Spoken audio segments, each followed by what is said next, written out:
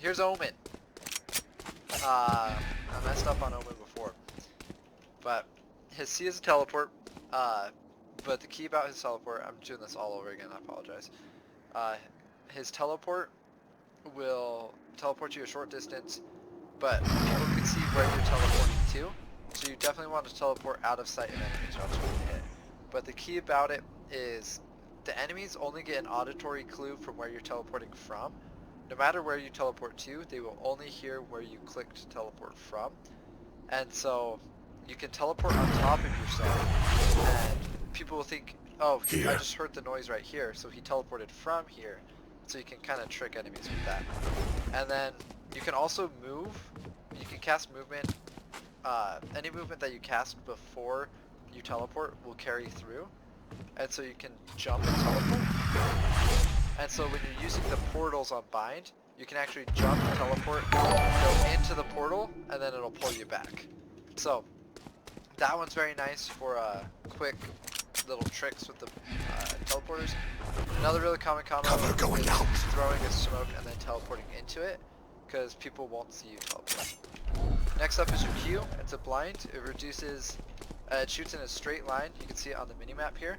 Shoots in a straight line, and it reduces vision and hearing range. So a strong combo is blind into teleport, because if they're paranoid, they can't hear that teleport, and they won't be able to see you, so you can maneuver really easy with that.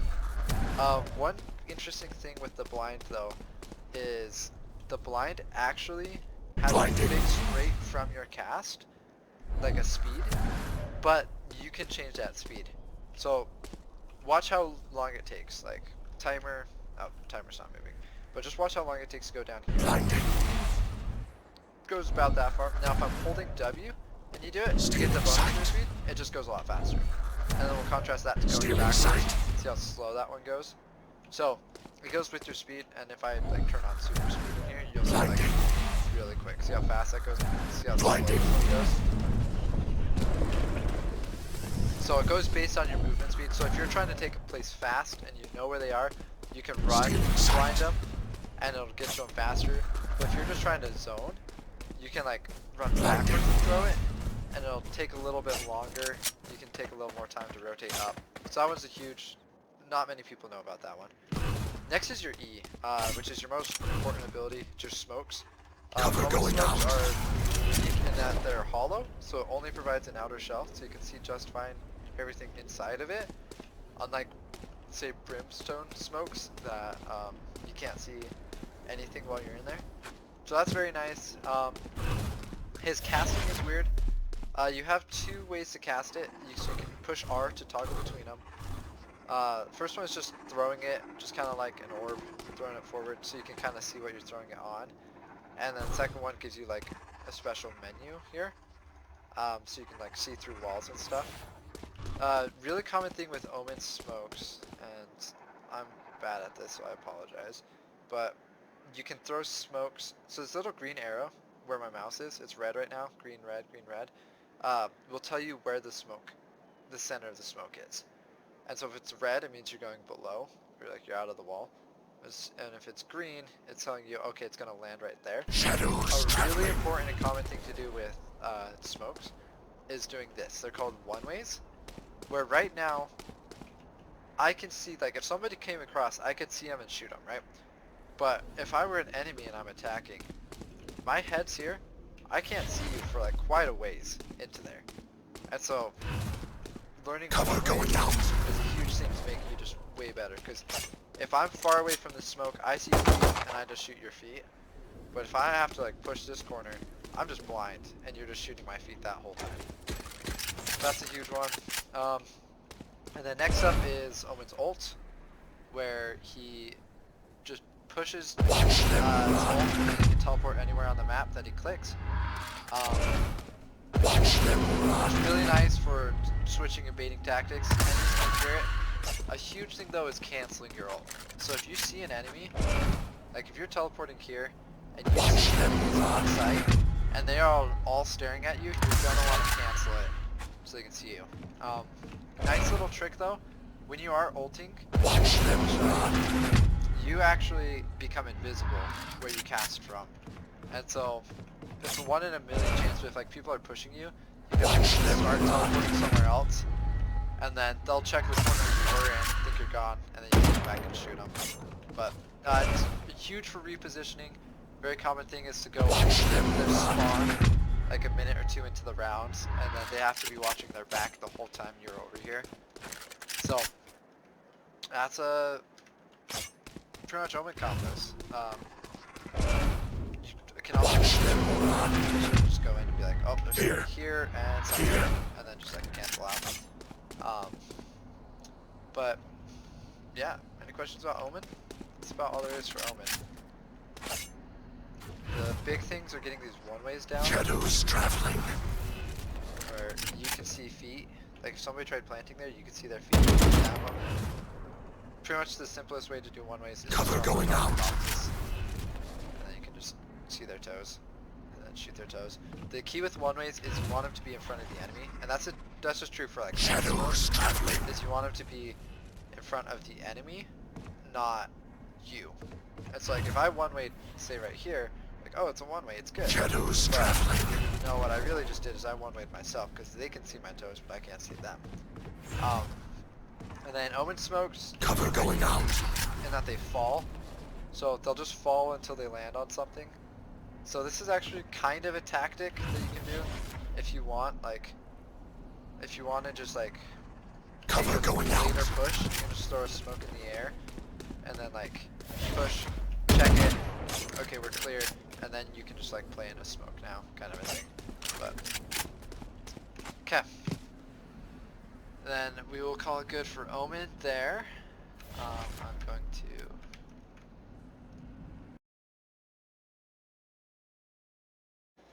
Alright, here's guys for Yoru.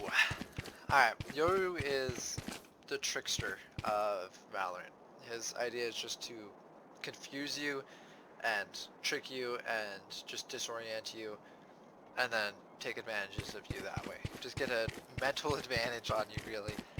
So we'll start with the C.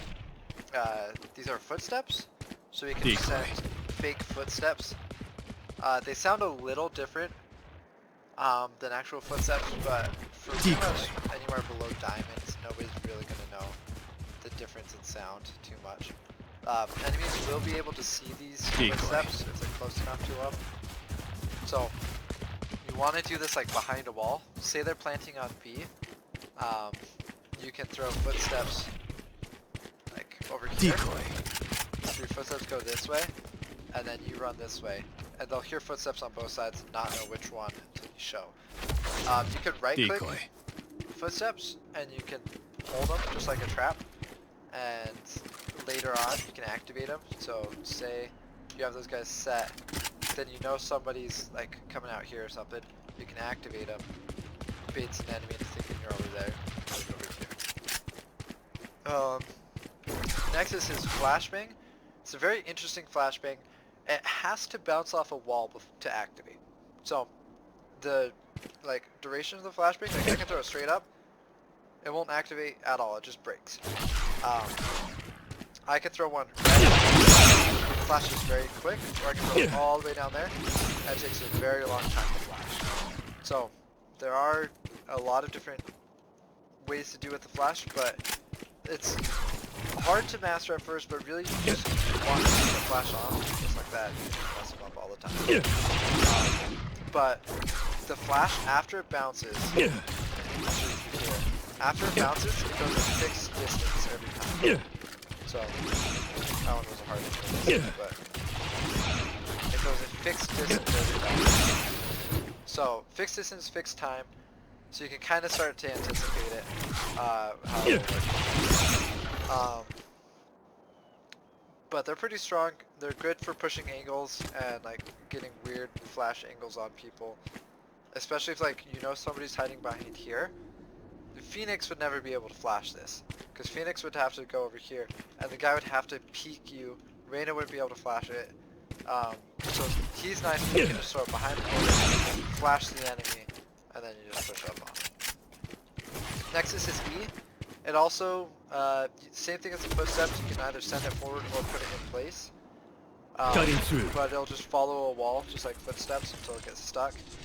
But his E you can reactivate, and it'll teleport you back to his E. It takes a second to reactivate, so you don't want to do it in the middle of a firefight. But like, say you see someone there, you like take 1 or 2 shots, and in the corner, you can cast it. I'll return. It makes noise on both sides, and this circle is its visibility circle. So if enemies enter this circle, they'll hear and see this orb, and they can shoot it, or more commonly, they'll literally just sit here like this, and wait for you to teleport back, and then they'll just be looking right at you and click your head. So make sure you put that in a safe spot, or you can put it behind enemies. If you know that like all of the enemies have pushed onto site, say you know there's 2 enemies down here. Time to jump. Like they're both just hiding under here. You can like come down here, like try to kill one, and teleport across to the other. Kind of make plays like that. His E does, when you do activate it, it does make some very audible noise. So another combo, just like the Omen blinds teleport, same thing. You throw a flash, their flash, and you teleport. And even better than that is to throw Back soon. Throw the flash, and then time your teleport with the actual flash activation. So flash activates, and you just can't decipher those 2 noises between the flash activation and Next up is Yoru's ult. You can push it once, and he just readies it. It takes him a second to ready it, but I'll handle this. And you go invulnerable and what I'll call camouflaged for a minute. So this ring around you, you're only visible while I'm back. I'll handle this. So if enemies come in this ring, they can see you, but nobody else can. So it's very nice for going behind. I'm back. Making a flank play. Portal closed. The other thing with his ult is Cutting through. Reactivate your I'll handle this. teleport while you're in your ult, but you have to be careful because you cannot reactivate it while you're exiting the ult animation. So right now, you can no longer I'm teleport. back. So you want to cast I'll handle this. You just in ult, you can just teleport in your ult, and just keep going like that. You cannot cast any other abilities in your ult, and it takes you a second to pull out your gun, so it's hard. But enemies can see I'll handle in this. the corners of the screen. There's like this blue blurry thing. If you get close to enemies, they don't even have to be in the circle. If you get close to them, they'll get that little I'm back. nearby.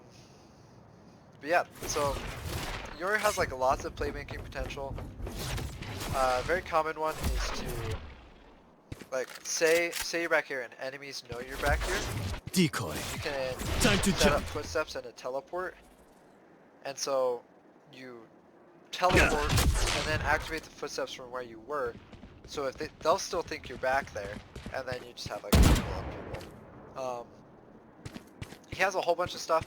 The footsteps are the only ability in the game that, besides tricking out with Omen teleport, it's the only ability in the game that will make the actual teleporter noise on bind. So you can send these into Decoy. teleporters and it'll sound like somebody went through. Whereas other abilities, every other ability makes a much like quieter noise when it goes through compared to people going through. Yoru footsteps will make the full noise.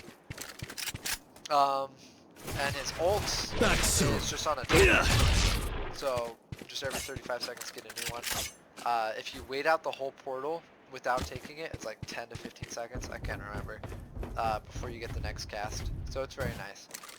But his whole idea is just kind of tricking people into thinking where you are Decoy. and then being somewhere else. Cutting through. Like deceiving them and then of course killing them in the back of the head. It's kind of the idea with Yoru. That's Yoru.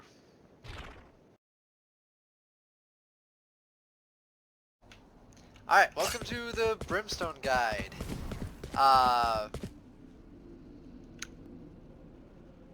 So, we'll start with his first ability. I just had to redo this whole thing because I was muted. His first ability is his Stim Beacon, which is his C. Stim beacon You throw here. it down and it gives you increased attack speed. You get a little buff. The buff lasts for a second or two after you're out, but the attack speed buff is very strong. It pairs very well with an Odin. So regular Odin rate of fire is this fast. Pretty fast. Stim beacon down. But you throw a combat stim on that. You just shoot very, very, very fast. I'll give you a side-by-side where it just falls off. So, combat stim is very good when you want to spray, like pushing the smoke. Stim beacon down. Key thing though, this outline, enemies can see this outline. So if an enemy is standing here, they just see this circle come around, they know you're close. And so maybe it's better to throw Stim beacon right here. Because you keep the attack speed while you still know it. But it's very nice for giving attack speed. Your Q is a great zoning tool, just like Breach's fireball thing. It's very good for clearing out corners. The basic idea is you throw a bouncing canister that when it stops, it opens up and just throws a lot of fire. So if you come around a corner, you know somebody is like in a corner or you want to clear it out, you can throw the canister and the damage on this thing is insane. So if they stay on that for longer than a second or two,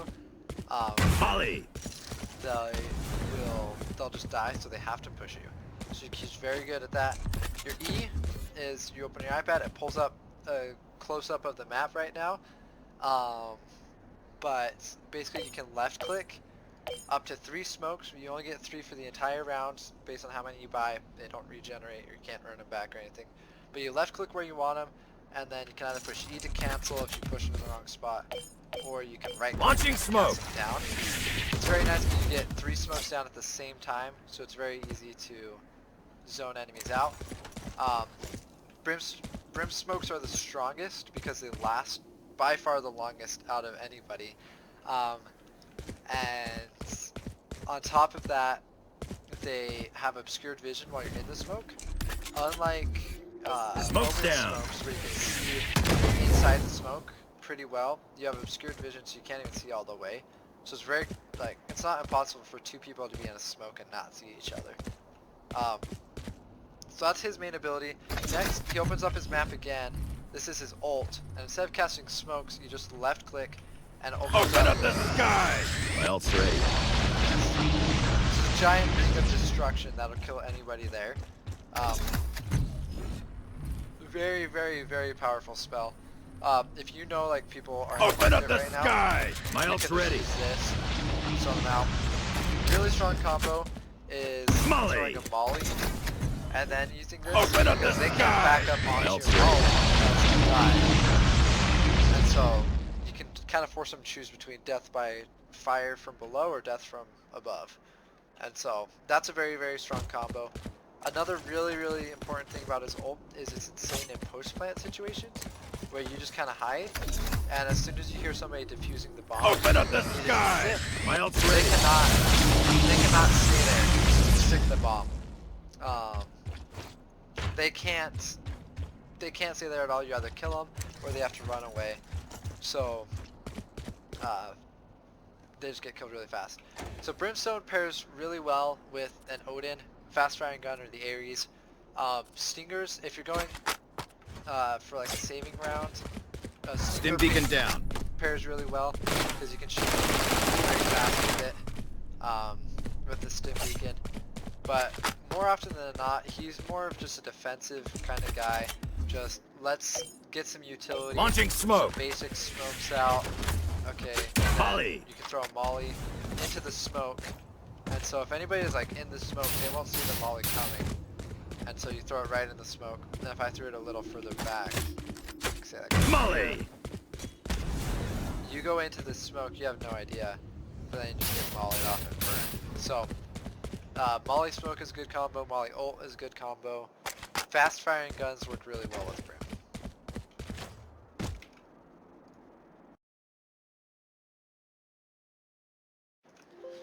Alright, welcome to the Breach Guide. Breach is considered an initiator, I believe.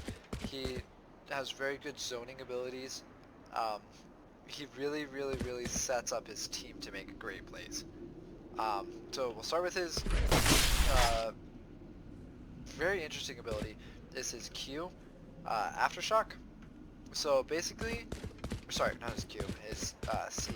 Basically, you pick a wall that you want to go through, you want to like shoot through, and it'll charge up a laser that goes through the wall and deals more. So the wall, the aiming reticle will kind of tell you how long it is, but it's pretty deep.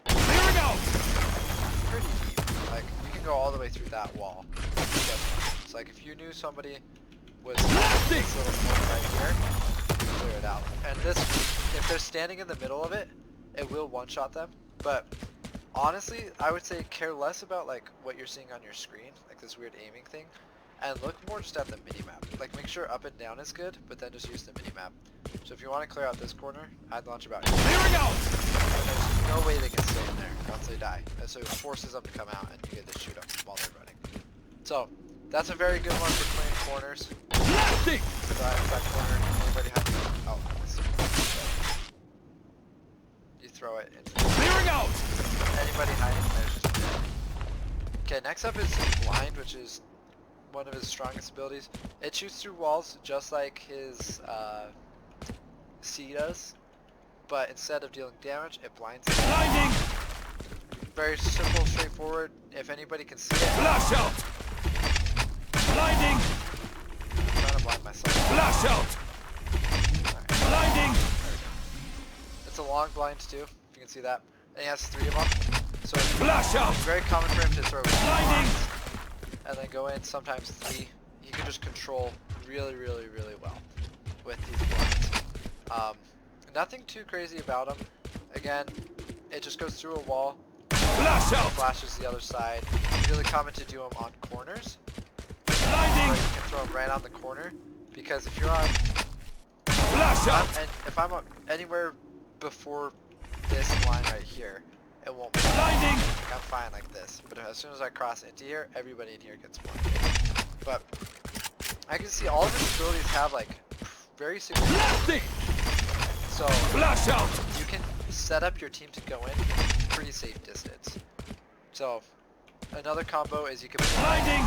and then while they're blinded, you Clearing can out! send another one of these Flash out! blinds, and it just kind of puts them all into blind panic of, am I gonna die? Am I gonna live? All this. He has 3 of those, so those are really strong. His default ability, his main ability is called Fault Line. Basically you charge this thing up, and the more you charge it up, the further the range goes. I don't know if you can actually cancel. Okay, you can cancel it by picking a gun, switching your gun. But you can see on the mini-map how far it goes. Forever! Cast once and it's just a very short thing. Or I can full cast. I can get like, I can literally hit a site from here. Like if somebody were planting default, Concussing! I could stun. Forever! But it takes a second to go, and then what happens when you're hit by Concussing! it is, okay, I didn't think I could hit myself. It concusses you. So the idea of a concuss is it reduces your vision a little bit. It'll make your screen black and white, which is annoying. But the biggest thing is it induces like a little bit of sway. It just automatically sways your screen, and your fire rate is dramatically reduced. You can, like, if you are shooting a Vandal, if you hold full auto, you shoot about this fast.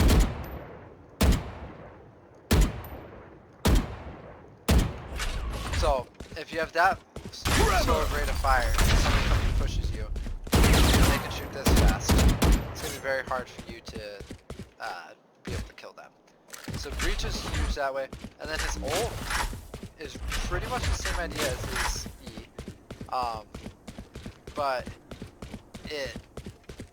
you can see on the minimap, it has a fixed range. It's just bigger than his E, so his E is only this big, right? It can go a little further, but his ult just goes much wider. Like I can clear all of B site with his ult, right? Let's go! It takes a second to My charge ult's up, ready. but you cast it, and it does a giant stun, and not only does it Let's stun, go! but it My knocks ult's ready. enemies up. So if you use that right before your team pushes, enemies are just like up in the air up here, all completely stunned. They can't shoot fast. If they're in the line of sight of your teammates, they should die. So it's insane for taking sites. You can just use it as a defender. If the whole enemy Let's go! has My already like ult's ready. taken the site, you just use this, and you just hit anybody you want. Or as a defender, sorry, as an attacker, you can use it and push out the site either too. Two things about his ult. So his E will do all of the stuff Concussing! out. It just hits everything. Let's go! My Sends in ult's ready. waves. So the further it goes, it has to like chunk all the way down, so they have a little more time to get out of the way. But both of these abilities will actually stop somebody from planting or defusing. So if you're defusing, or if you hear an enemy defusing and you're just hiding, as soon as they start defusing, you just click My this, ult's ready. knocks him up, cancels the defuse, and then you can just come get a free kill on him. So it's very, very nice for post-plant situations. Only other thing I would add about Breach is his abilities are all really, really strong, but they're not great solo. If you're alone, it takes you a long time to try to then you have to like come all the way around to get around them. They're not as effective as having just like a teammate able to clear them out with the gun out, ready to get shots. So Breach is a very good team enabler.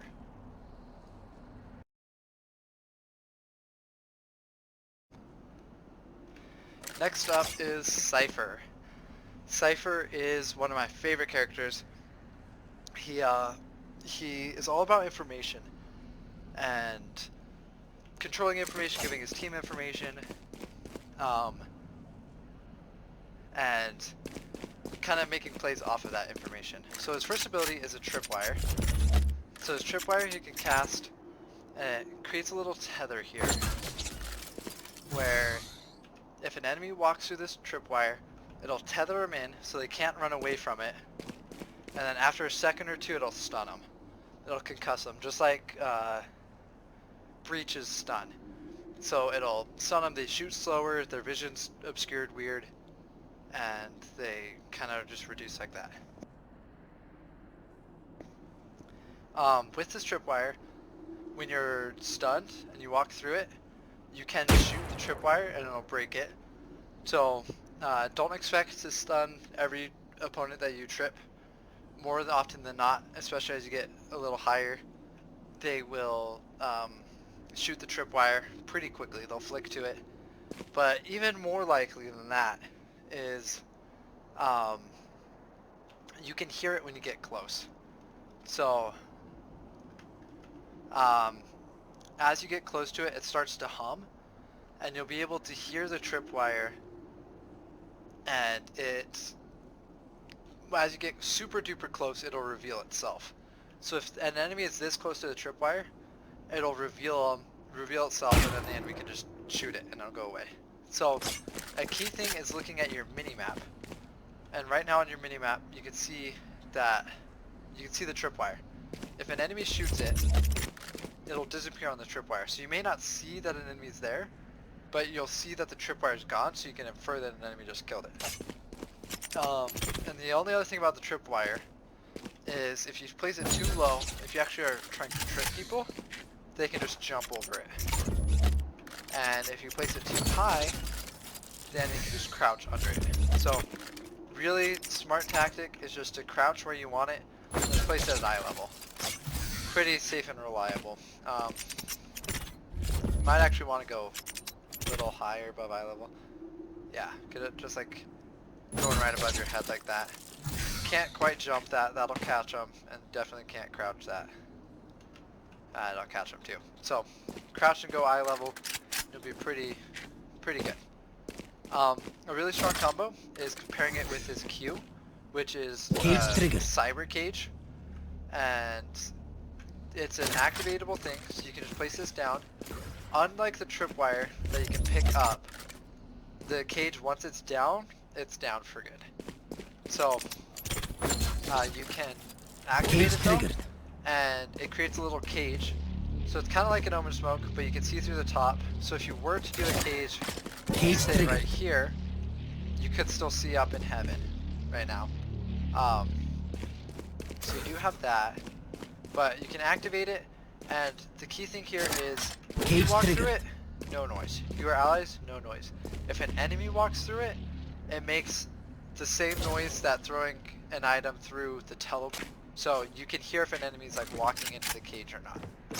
So a really strong combo is to have a tripwire and a cage set up right together. And then the tripwire, if an enemy gets hit by the tripwire, it gives you like the tracer outline, like you can see the orange outline of their character. And so the orange character goes, so you're hiding behind a wall, so they have no idea you're here. Cage triggered. You activate the cage and come across, and you know exactly where they are, because the cage is revealing them. The tripwire is showing you that orange outline around them. But they can't see anything Cage because triggered. there's a cage around them. So you can see them for free, and they can't do anything about you. So you just shoot them down and they die. So that's a very strong combo. And then the only other thing about his cage, and I don't know if I'm too good at it, Cage but triggered. there it is. Okay, when you activate it up high, not only does it give you the normal cage, but it also drops down. So if you put it on a ledge, so I don't think Cage it'll do it triggered. there. Okay, it does do it there. Never mind, I'm wrong. So it'll always go down. So you can kind of get like 2 cages worth if you put it up top. So if you were wanting to like hide down here and like hide in a cage, Cage you can triggered. activate your cage above. You still have your little bubble, but on top of that, if an enemy ever walks through right here, you'll hear them walk through. So cage is strong that way. Cage triggered. But again, you can't pick them up, and with Cypher tripwires you can. So it's a lot more committed if you put a cage under it. Next is Cypher's spy cam. This is definitely one of the strongest abilities in the game. So you can place a camera, usually up high on a wall is the normal. There's some interesting gimmicks, but it is something that you can pick back up, and if it does get destroyed, it'll recharge back in like 30 seconds. But the idea behind it is you can reactivate it after you place it, and then you can see through the camera. So you get the vision of this camera. The camera is invisible right now when it's not activated, but as soon as it is activated, you kind of saw it for like a second there. You can see it. So if you're ever looking through the camera, it'll blink red for the enemy, and it'll blink red for the enemy, and they can see it and shoot it and kill it. Another thing you can do, you can activate your Cage cages triggered. while you're in your camera, so you can activate them. And then you also have a dart. So if you left click, it'll shoot a dart, and you can see how long it takes to recharge down at the bottom down there.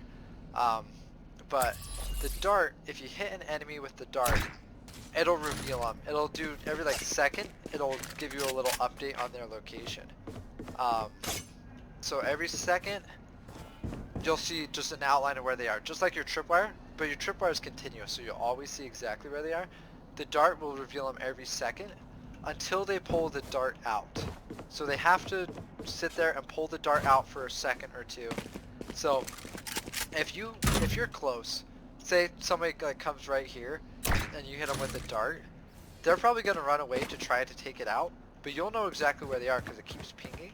So say they decide to like hide right here and pull it out, you can push that, and while they're pulling that dart out, you can just get a free kill. So that's a very strong one.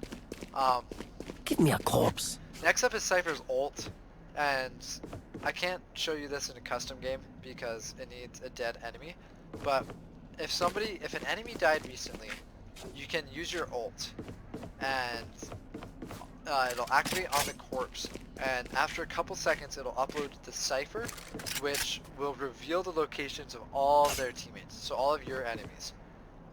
Your whole team gets to find out where the rest of their team is. It's only a one-time thing, so it'll just give you just a quick outline of where everybody is. It doesn't track them or anything, it just does like a quick pulse and shows you everybody.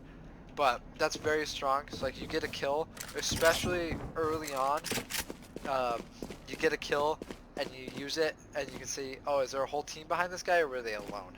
And so you activate that. Also, retaking a site, say you're in like a 1v3 situation and like they just planted the bomb, you kill somebody right here Give me and a then use your corpse. ults, you know exactly where the other 2 defenders are. You don't have to clear any other corners because you know, oh, there's somebody right here, I'm gonna kill him, and then there's somebody out here. So I'm just gonna throw a cage. Cage triggered. Go. You know, so Cypher ult is the best ability in the game, purely based off statistics. If you use Cypher ult, compared to any other ability in the game, you're most likely to win the round, just because it gives you such strong information. But it does require you to get a kill, so that is hard to do. But yeah, you have those, and then with Cypher, the only real other thing is when you're playing like actual games with economy, if you put the tripwire down to pick it up, you don't carry that tripwire over to the next round. So you can reactivate it during the round, but you don't get it back afterwards. So you can get like some funky angles with these tripwires, like that. And so you have to be careful, watching out for like crazy angles. Like somebody could like throw this out, and if you ever push on the right. Give me a So corpse. you can get some weird angles going like that. That's actually not a bad one, because they have to like get onto site before they even hear it, and then they have to like look down to shoot it. So you can get some weird angles, so just watch out for those. Try to get those if you're playing him. But other than that, that's Cypher. Guns he pairs well with. He's pretty standard with his guns, usually more long-range rifles. Phantom or Vandal are typical on him, because you'll just be like hiding right here, and you see somebody come up, they get hit by a tripwire, and then you can peek like a super long angle. You could justify a shotgun if you want to hold a close angle, and then you see him coming, and then you just like get that one tap, but that's a little more dangerous play. So that's Cypher.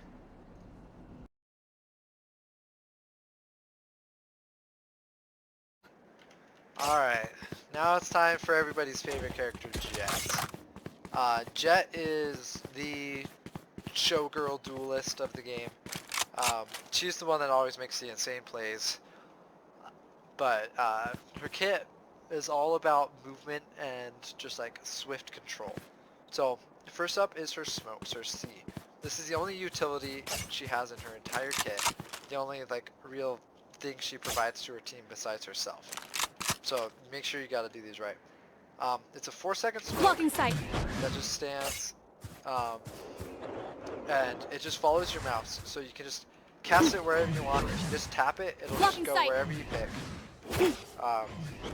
And it'll go there, last for 4 seconds, so it's not a very long smoke, but it's enough to make like a play if you make a move right after you throw the smoke. But the cool thing about her smokes is if instead of tapping the smoke Blocking button, sight. you hold it, the smokes will follow your mouse. Blocking sight. So like you can cast them wherever you want, and they'll follow the mouse. So this lets you get like really good smokes in. So if you wanted to go around that, you could like, I messed that one up, but like instead of just tapping, you could Blocking throw it sight. around the corner. Man, okay, maybe not. Maybe I'm just bad at Jett. There you go. You can throw it around the corner and like smoke out ahead of the corner. So that's Blocking kind of sight. nice. And you can get pretty crazy with these smokes. So you can just weave this smoke all the way through, get all the way down there. So you can get some wild smokes going, but again, they only Blocking last sight. for 4 seconds, so not anything crazy. Her Q and her E are pretty straightforward abilities. Her Q will lift you up, just gets you in the air a little bit, that's all. Very, very, very common to jump and then Q, and it'll get you a little bit of extra height. So jump, well compared to this box, this is just a Q, so I can barely get on top of this box. If I jump Q, I'm like way above. So, jump Q is definitely more normal. Her passive is very unique to her too. When you jump, you can hold spacebar, and it will hover. You'll hover instead of just falling. So you shouldn't ever take fall damage on Jett, even if you're like in a very high place. Even if you just tap it. So instead of just gliding all the way down, if you just tap it, it'll slow your fall enough that you shouldn't take fall damage. But because she can glide, instead of just having to like force really awkward jumps, you can kind of glide across. And so she has a very good mobility. That's her entire kit, it's just mobility. So next is her E, Tailwind. It's just a very simple dash. You dash whichever direction you are moving. So like whichever key you're pushing, you'll dash in that direction. So you have 8 directions you can dash. Forward, left, back, right, and then the diagonals. But it doesn't matter which way you're looking. Like you can dash left, switch to right, mid dash, and you'll still just stay in a straight line with the dash. You need 2 kills to recharge the dash, but it's very good movement ability. A good trick to do with it is you can dash into a wall, but the sound will still carry through. So, say I know somebody's right here, okay? Say I know they're right here. I can throw a smoke, and then I'm gonna dash to the right. And so what they hear this. They hear me dashing to the right, so they think I'm gonna be over here. But in reality, I'm still just back here, and I can kill them. So that's a good one. Another combo is with the smokes. If you are trying to take a site like this, you can throw a smoke or 2, and then just dash through the smokes and get on site really easily. So you don't need the smokes to last for long, they only last for 4 seconds. But instead of just having to like run all the way through, you can just take the site very fast. But in reality, all of her abilities come together to let her use her ult. Her ult are knives, so you can left click and each knife does 50 damage. But if you hit the head, 50 damage leg or body. If you hit the head, it'll do 150 damage. So one shots, headshots. And then instead of left clicking, you can do right click, so it's all 5 of them. You can see like the accuracy isn't too great. It's just RNG, pretty spread out accuracy. But when you right click, 50 damage to the body, 100 damage headshots. So you need to hit at least 2, at most 3 when you right click. So you want to, like, this is about as close as I would suggest right clicking somebody to like guarantee a kill. Because if you're further back, it starts spreading out and it gets a little hard. It's like if you miss just a little bit, you just don't kill them. So stick with left clicks for the most part. But all of her other abilities really, really, really help her get these off. And as soon as you get a kill with your knives, your ults, you get all 5 knives back. So if you get a kill, you just right click somebody, your ult's not just gone, you just get it back. So that's very nice. It's very nice for econ rounds. So if your money's low, you just don't buy a gun. Say you just buy full armor, and you just use your knives to get kills instead. And so you just save all that money. But really common thing is just dash and use knives. But you can kind of see like how long it takes you to pull out your knives after your dash. One good way to mitigate that, where instead of just dashing and staring at an enemy for a second, is to dash and Q. Because you look after the Q, your knives come out much faster than when you dash. You dash Q, and then hover. So you hold space bar. You dash Q, hover. And you can put yourself behind the enemy, because if they think you're coming up from over here, say this guy's hiding behind there, and then you come dash Q, you're behind this guy. This guy has to go from like holding this angle to turning, flicking up, and shooting you in the time it takes you to go, and then just right click and kill him. So dash Q is very strong. Helps you get all the way around. One cool thing about Jett on this site specifically is you can jump and then dash across and get up top. So if you're ever retaking a site with knives, also, I forgot to mention this earlier, your knives are 100% accurate while you're in the air, your left click at least.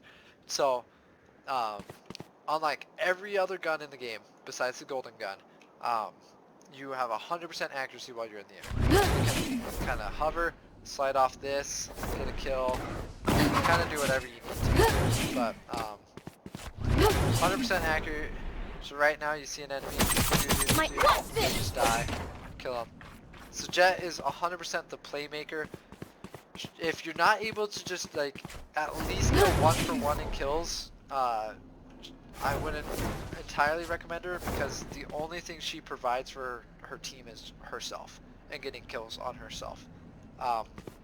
But if you are able to just like keep getting kills with Jett, very, very strong.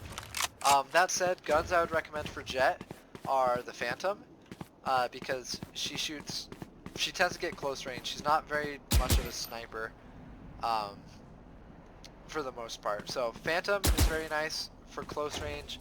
Judge is very nice because even though you're not 100% accurate, if you hover, you can still just kind of like float at people and shoot them with shotguns. You don't need to be accurate with shotguns. You can just point it at their direction and they'll die. So if you're playing an aggressive Jett, the Phantom or the Judge. But if you're playing a long-range Jett, Jett is actually the go-to opper using the operator because of her E. So if you are holding an angle and you see somebody, you can take a shot, and then instead of just standing there and having to shuffle away, and most likely if you missed your shot, instead of them shooting you back and killing you, you can shoot and then just dash away. And they have no chance to retaliate. If you shoot and just dash, they have no chance to retaliate. And so you get a free shot off through your E. And then if you get a kill too, like, you're just completely fine. And like, you're just somewhere else so nobody can trade you back. It's just, you get a free shot if you dash away. And so Jett is pretty strong for being an opper because of that dash. But besides that, she tends to be a close quarters Phantom Judge user. So that's the Jett guide.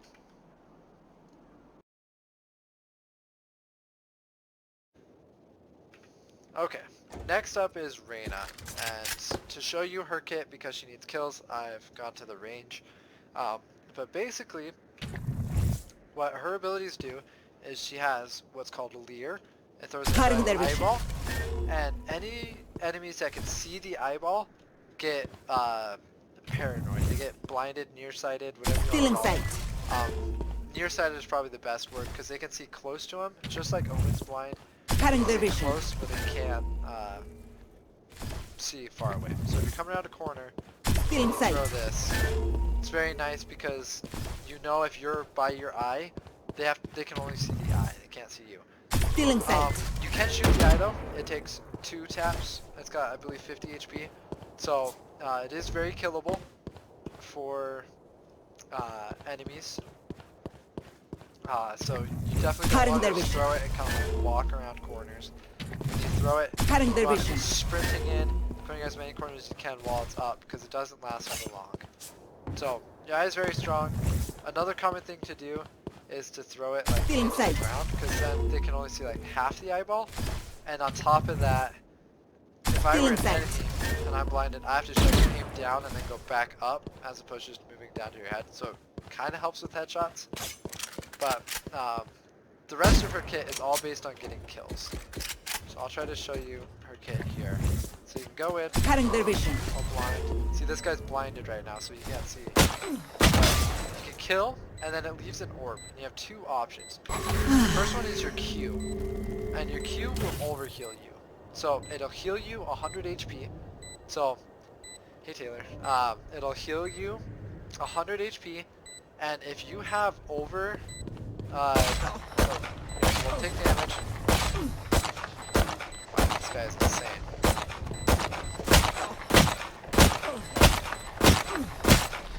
Okay, we kill this guy, and it can get you healed, and it'll over heal you. And it'll heal you back up to 100. I'm about to lose this. So it's insane that you can get a kill and then just heal up any damage they did to you. But one big thing with it is you do have to keep line of sight. So if I go here and I use it, it'll break if I go too far off. So you have that. But at the same time, instead of pushing Q, you can consume a soul orb and use your E, which is dismiss. And your E is very, very strong. Your E can, the idea behind your E is you can dismiss and just get a kill, and then go back. I don't know how to get out of this without. Okay. So you can dismiss and then come back later, but when you dismiss, you go invisible. So I'll show you here. I'll try to show you with two bots. So there's one over there and one over here. See, they're both shooting at me. But if I dismiss this guy, he just can't hit me, which he can't hit me normally, but you dismiss and you just go invincible. So dismissing is huge, and on top of that, so Reyna's two abilities, Q and E, are pretty strong, but they become a lot stronger when you ult. So here, I'll show you what the ult does. So the ult puts you in Empress mode. So first off, you shoot a lot faster. You gain crazy attack speed. But if you get a kill, you automatically start overhealing, and it does not draw a line to you, so enemies can't track you that way. And it doesn't take an orb. So you no longer are consuming orbs to heal when you're ulting. So you get a kill, and then you can dismiss. So every single orb that you have can be used for dismiss instead. And when you're ulting, when you dismiss, instead of just becoming this weird like translucent figure, you go 100% invisible. So you're entirely unseeable, so you can make big plays.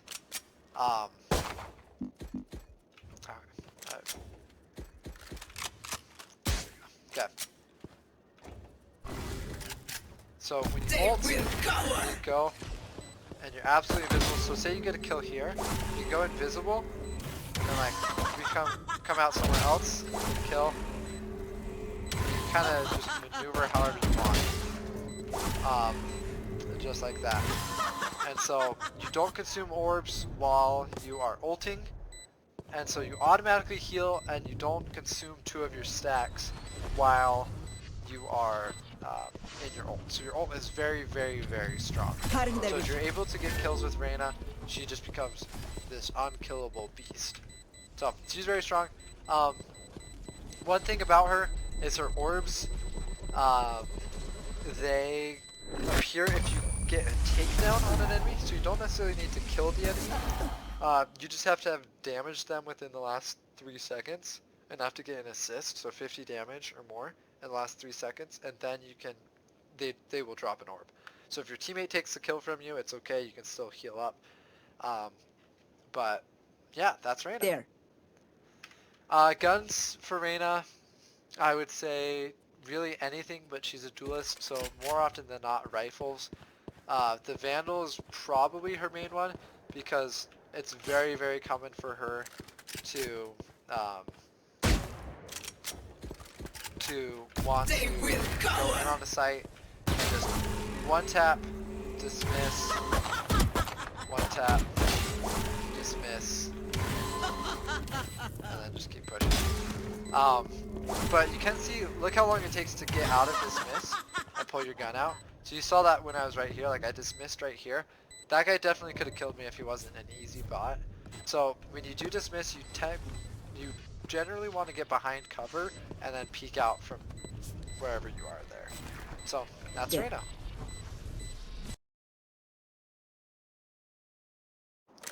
Alright, Phoenix. He is a duelist. He wants to get kills, and he actually has some decent utility to do it. He's probably the duelist with the best utility.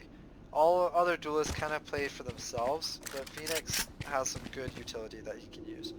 So first, we'll start off with his wall. Going up. It's just a wall of fire. It deals damage to enemies that walk in it, and allies take a little bit of damage. Phoenix is unique in that his wall and his volley both will heal him for 50 health each if you stand him. So between both of those, if you're at 1 HP, you can get back up to 100. Won't ever repair armor. Nothing in this game repairs armor except for Reyna. But his wall is nice that you can kind of divide the map however you want. Another nice thing about his wall is you can hold left click and steer it with your mouse. So if you want to go around this corner, Going up. you kind of bend it around that corner. Going up. Bend it around the corner, and you have like this whole bend going. So if you hold left click, you can bend the wall. Next up is probably one of the hardest abilities to use in the game. It's his pop flash. So instead of just throwing a flash, he throws it either 90 degrees left or 90 degrees right. But the problem is it goes a fixed distance every time, and it'll ricochet off walls. So if you use it too far behind, it'll just bounce off the wall and hit you. Or if you like try to hit your own corner, or use it too late, like you get too close and then push, you'll blind yourself. So as you're learning Phoenix, it's very, very likely that you'll end up blinding you and your teammates. It takes a minute to learn. But kind of getting an idea for what the corner feels like, how far back you can be before you flash, is pretty strong. He only has 2 of them, but see, even there, I messed up. So you get that flash off. It's a very strong flash, if you can get it right. Next up is his E. Again, Careful you can now. lob it or you can throw it. Careful now. It's just pretty straightforward. It's a molly, but it'll also heal you. And so if you get low, playing as Phoenix, make sure you throw your molly in a corner if you're healing. Because if you throw it like right here, an enemy can see, oh, there's a molly right there. Phoenix is probably healing himself, and then they can shoot you. Whereas if you start right in the corner, they're less likely to see that. Same thing with your wall. If you want to heal, you can either wall off your enemy like this, or you can just throw it right into the corner, make it very short and heal yourself. But his E has 2 kills to get another one, so pretty straightforward. He's one of the more basic characters in the game. But finally is his ult. Run it back. So you activate your ult. Takes you a second to get going, and you'll leave a little marker, and then you have about 10 seconds to run at enemies and do whatever you want, get kills, get information. And afterwards, either if you die, or if the timer runs out, it'll pull you back to where you were. But no, if you do die, you'll come back with 100 HP, no armor. So even if you started right now like 150 HP right now, because you have full armor, if you get killed in your ult, you come back, you will not have armor. One big thing to be careful of is you can't cancel your ult. It's like, there's no way to go back early. So, if like, I don't know why you really want that, but my ultimate's ready. You can't cancel it early, and then you definitely don't want to put it out in the open, because if you ult and run onto site, and an enemy's over here, and they see this, they're not going to try to fight you. They're just going to stand, hold that angle, and my ultimate's ready for a full 1.5 seconds for them just to turn and shoot you in the head. So make sure you're careful with that. But yeah, that's Phoenix. He's pretty straightforward, pretty fun to play. Wait, actually, with guns, he's a duelist, so rifles are very common. He is definitely not an opper. There's no real reason for you to be using an op on him. He is definitely primary engaged, first one in, getting kills, using his ult, running at people. Phoenix or Vandal are both good for that. Shotgun's maybe a little less so, because you do want to get close to people, but chances are, let's go! Ult into here, chances are you're going to be seeing them back here, and shotgun's just not best for it. It's okay, but it's not terrible. And then that's the other thing with Phoenix. My ultimate's ready. Defusing and planting with your ult become tricky because you could be almost done, and then you just get pulled back with your ult. So yeah, there's Phoenix in a nutshell. And there, I got the spike. Alright, next up is Killjoy. She is such a good controller. She can zone people out, she can take space very easily.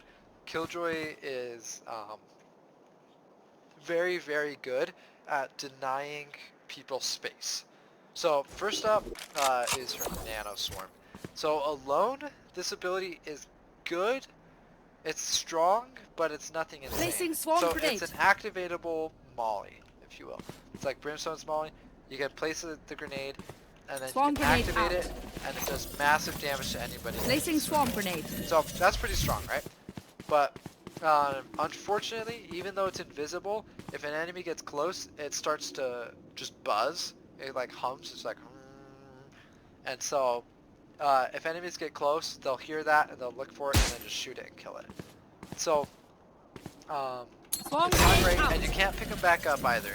So just on its own, it's not the strongest ability. Placing swarm grenade. One cool thing about it though is it Swarm can go grenade out. walls. So if you place it behind walls, and this is a very common wall to do it, because enemies will tend to hug this wall a lot. You can put this in here. Placing swarm grenade. The enemy can't shoot that thing unless they come all the way around and shoot it, to which point they'll be exposed to a million other things.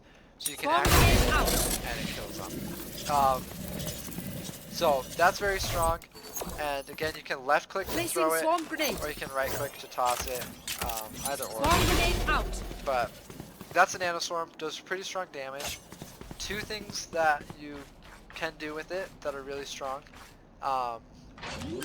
We'll go into the second one later, but just on its own, Spikes down. you can plant the spike, and then you can put it into the spike, and they kind of just become invisible, and then you just go and hide. So say you're hiding, you hear somebody start diffusing, Swarm grenade you out. just activate one, and they cannot Swarm stick grenade that out. spike. They can't stick the spike at all right there. Another strong combo is with your Q. So your Q is called an alarm bot. So it just has this. Placing alarm bot. It goes invisible. Bot coming back. Okay, and you can hold Q to pull it back. But 30 seconds left. sorry. Finally, the volume's about to cracking go the off. code.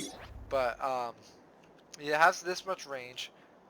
So if an enemy Alarm bot ever out. enters that range, they'll be able to see it. It'll start to buzz and go visible. But if they get closer to it, it'll activate and chase them. Kind of like a room bot, but it doesn't go near as far. It'll just chase them, blow up. But it doesn't actually do any Recalling damage. my bot. What it does is it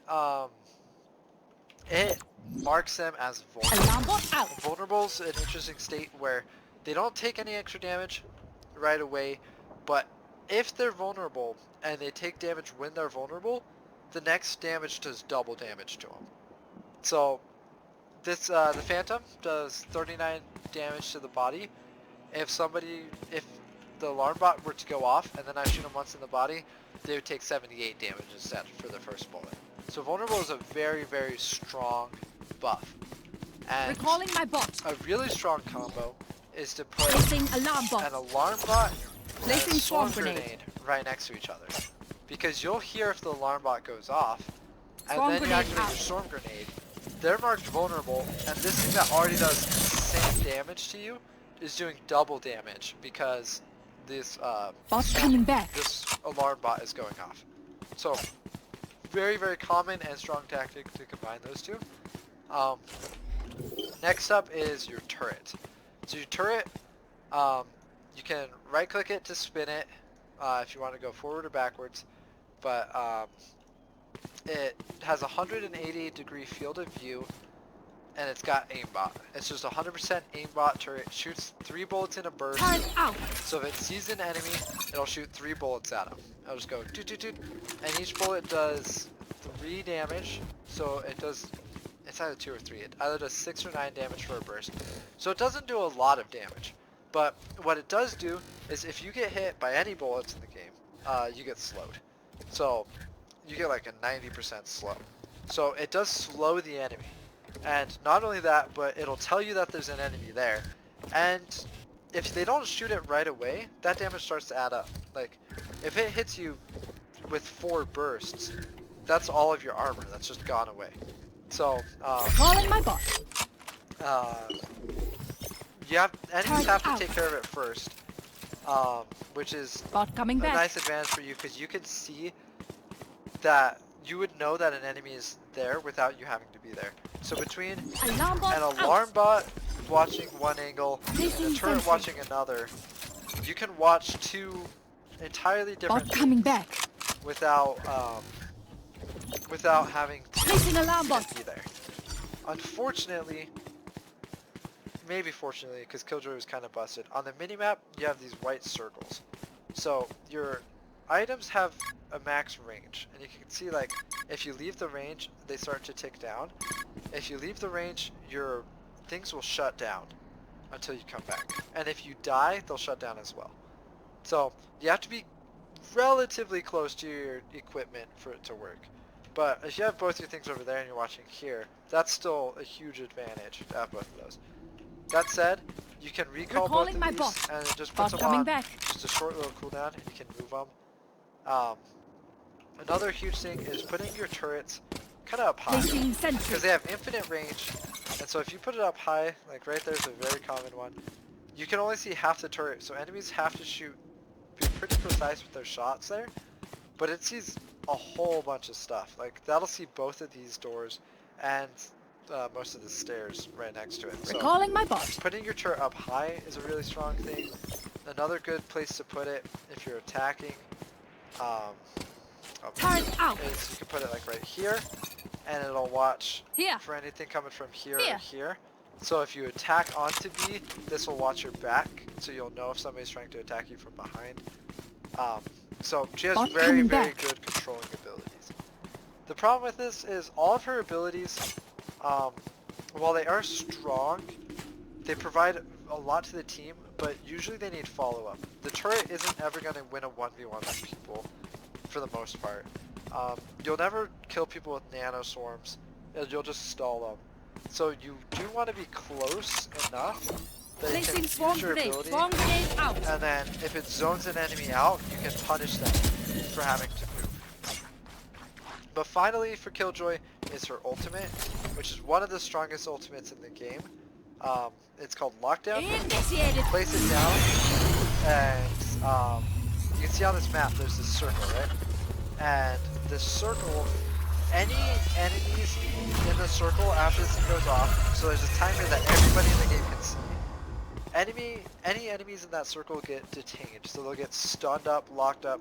They just can't use their guns, and they're kind of frozen in place for like 5 seconds, 5 or 6 seconds. So you can really run down, find them, chase them down, shoot them. So it's a very, very strong ability. Say you want to take a site, you can like see the range of this thing. You place this thing right down here on B site, they're gonna get locked up. So you and your teammates just kind of hang out right here and just wait a couple seconds, and then right about now you want to start pushing in. Anybody on site gets detained, they're just a free kill, and then you get the site. So you can take the site absolutely for free. The only problem with it is you can kill this thing. And obviously, like, I can't shoot my own. So it has 100 health, so if somebody were down here, you can kind of see. Initiated. You can see on the minimap, there's this little white dot on the minimap, and you can kind of see where the pulses are coming from. So somebody could just wallbang it, shoot it down, do 100 damage to it, and then your ult's just dead, and it doesn't go off. And other things like Sova ult or Brimstone ult can cancel it, so that's very common. Some unique things about it, like this one's very gimmicky, but you can, no, maybe they fixed it. Initiated. Yeah, but never mind. You used to be able to Here. place it on the lamp, but you can't do that anymore. But Pearl is insane for taking sites. If you need to, like, if somebody's planted and you want to take it back, or if you want to go plant on the site, you just drop your ult, and one person usually stays back to defend it, everybody else pushes in, and you just get that site for free. Killjoy guns, she can really go whatever she wants. If she wants to take a shotgun, place an alarm bot Alarm right bot. here. If you see that alarm bot go off, you just push it and kill them. That's good. If you want to play back with your turret, Turret out. wait for your turret to go off, you can shoot the Phantom or the Vandal is good for that. you have all sorts of options. Killjoy is pretty versatile and whatever works for her. So that's Killjoy.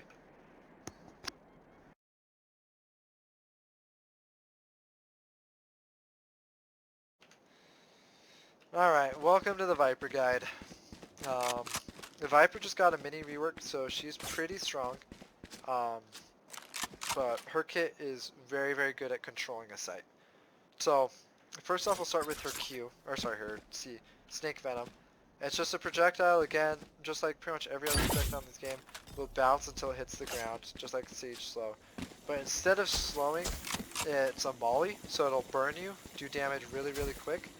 But most importantly, is it marks you as vulnerable. So, again, Killjoy has vulnerable and Viper have vulnerable. They're the only two vulnerables in the game.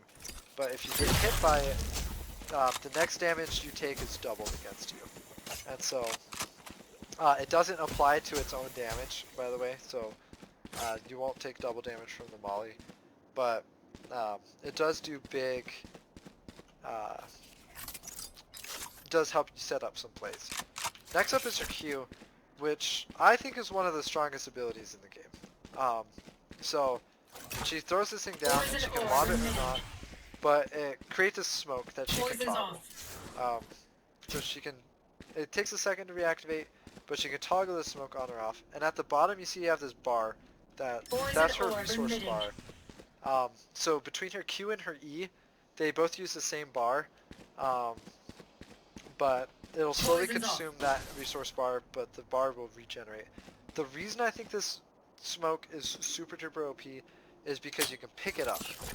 And so if you say, okay, I held them off here, but now they're actually on A, so I'm going to pick it up and go make some plays on A.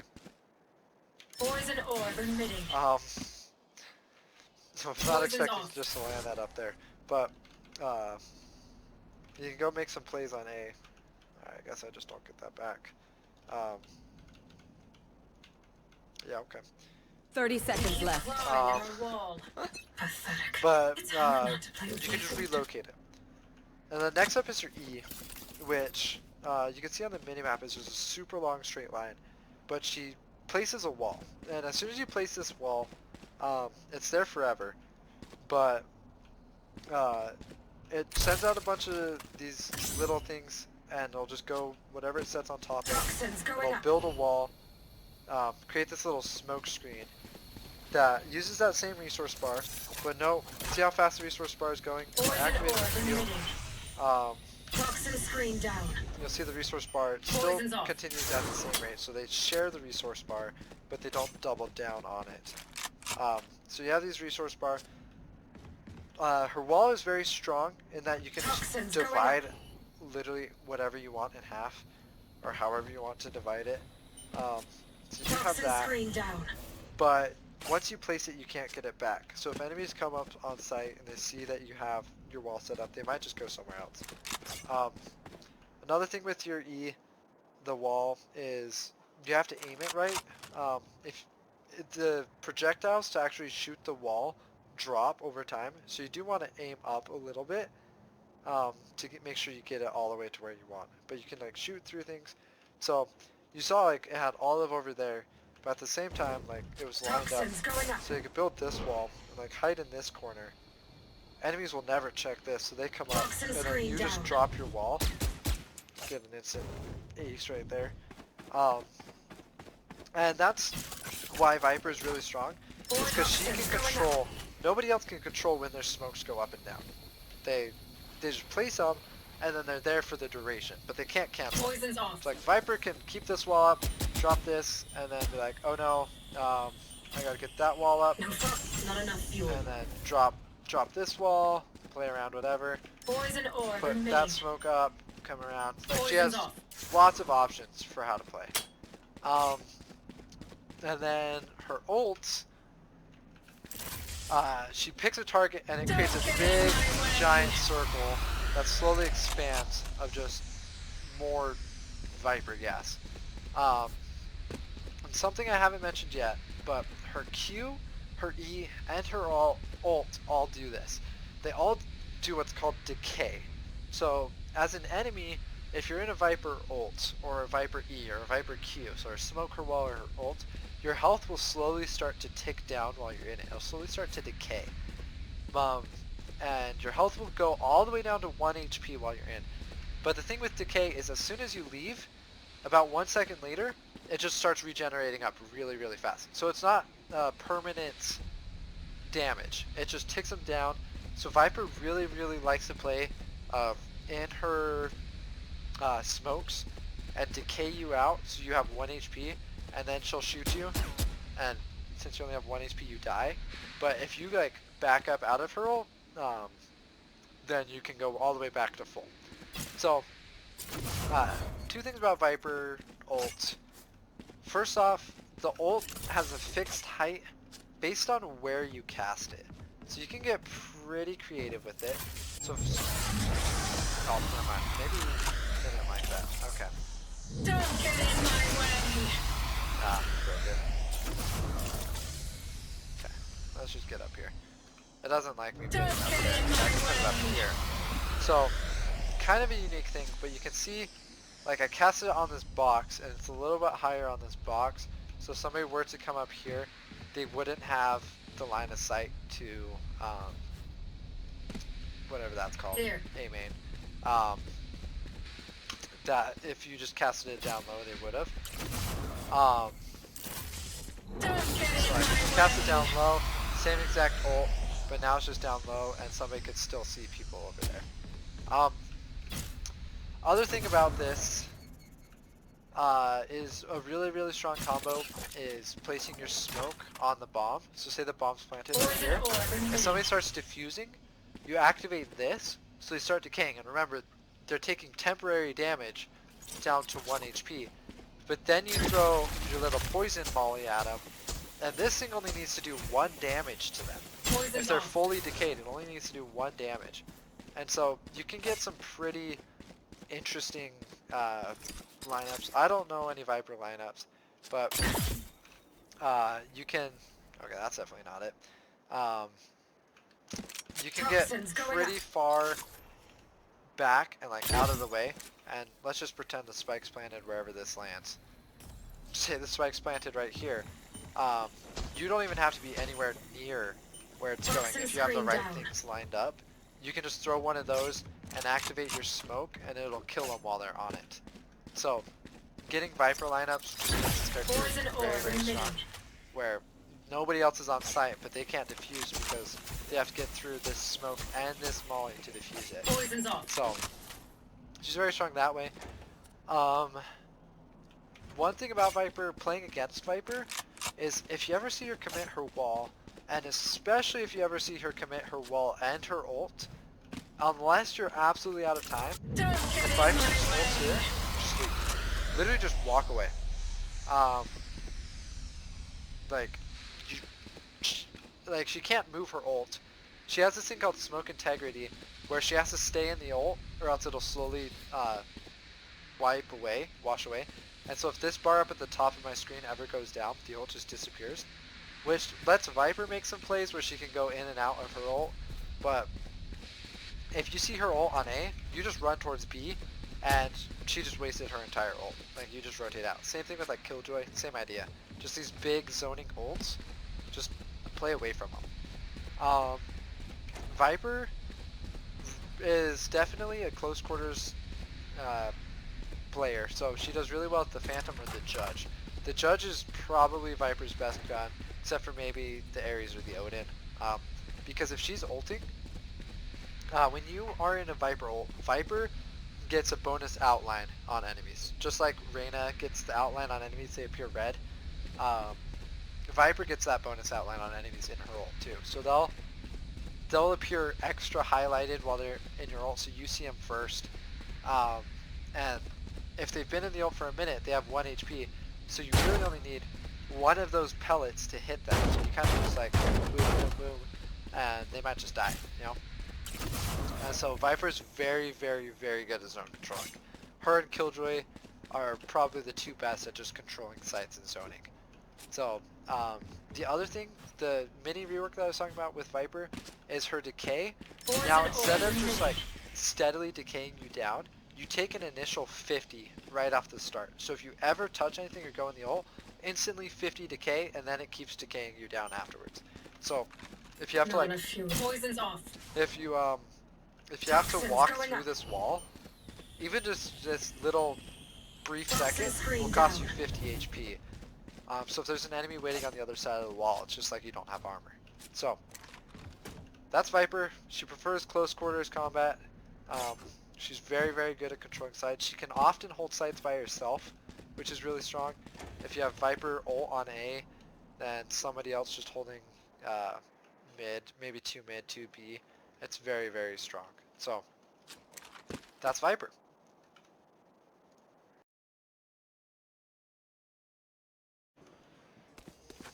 Alright. Okay. So this is Sage. Sage is the basic default healer for the game. But she has some pretty fun abilities. So definitely her most skill level ability is her wall. So she can build a wall. And it seems pretty basic and simple. She just builds a wall. Just build a wall, and there's a wall. Like, seems pretty straightforward, but you can rotate it around, and you can do some pretty creative stuff with it. So first off, let's talk about the wall itself. When it gets spawned, it has 250 HP, but then after a second or two, it fortifies and becomes a lot stronger. It takes a lot more to kill it. So I'll compare. Here's shooting one just after it's spawned, and then after it's reinforced, it takes a lot more to kill it. So it does take a minute, but you do have that, and the wall does slowly decay over time. So you'll see the health, these things will start to crack, and then eventually they'll just shatter on their own. So the wall is pretty nice for just like blocking things off. Just if you don't want enemies to come this way, you build a wall, and either they have to work through the wall to try to like get all the way through, or just go somewhere else. So the wall is very nice that way. But the real reason the wall is OP is because you can kind of boost people with it. So you can do the same thing, you can lift yourself up, and then now you just have this angle on people where you can just kind of get cool cheeky angles, and you can do some really creative stuff with it. You can build a wall, so it has this outline, will tell you which way the wall is. You can push C to switch it between forward and back, or you can hold right click and get like extra creative, but C is usually enough. You can do some pretty creative things with walls here. That is not one of them. But, let's see if I can get this right. I don't think that's it. But you can get some really good wall builds going on. There's people who have built entire YouTube careers out of this. But one really, really important trick if you're trying to get good Sage walls is to learn the jump crouch. So this is a very common thing when you're trying to get up onto objects. You can jump and then crouch at the top of your jump, and it lifts your legs up, and so it'll put you above the threshold to get in. And you can do this with Sage wall. You can, and I'm not good at it, so it might take me a couple tries here, but you can jump, crouch, and build the wall, and it'll lift you up onto the wall. And so you can get some really good angles off on this. So like on boxes like this, where it's just impossible to get up normally, Sage can boost herself up by a jump, crouch, building a wall, but not missing the wall. It's usually a good starting point. Yeah. So again, it's something I'm not great at, as you can see, obviously. But if you get practice into it, you can just get in like really, really interesting and unique locations. You can just be all the way out up here, have full control of this site, and if somebody's coming around expecting you to be down there, and then all of a sudden you're up here, you just get a free kill on them. So, you do some really creative things. The key with Sage Wall though is when you're building unique angles, the walls tend to have to like be touching at least some piece of ground. So like this one is actually an insane wall because it's touching right there, so it's legal. But if I put it just a little bit more forward, and you can already see because it's supposed to be 4 segments long, but that one was only 3 because the other one wouldn't be touching any part of the wall.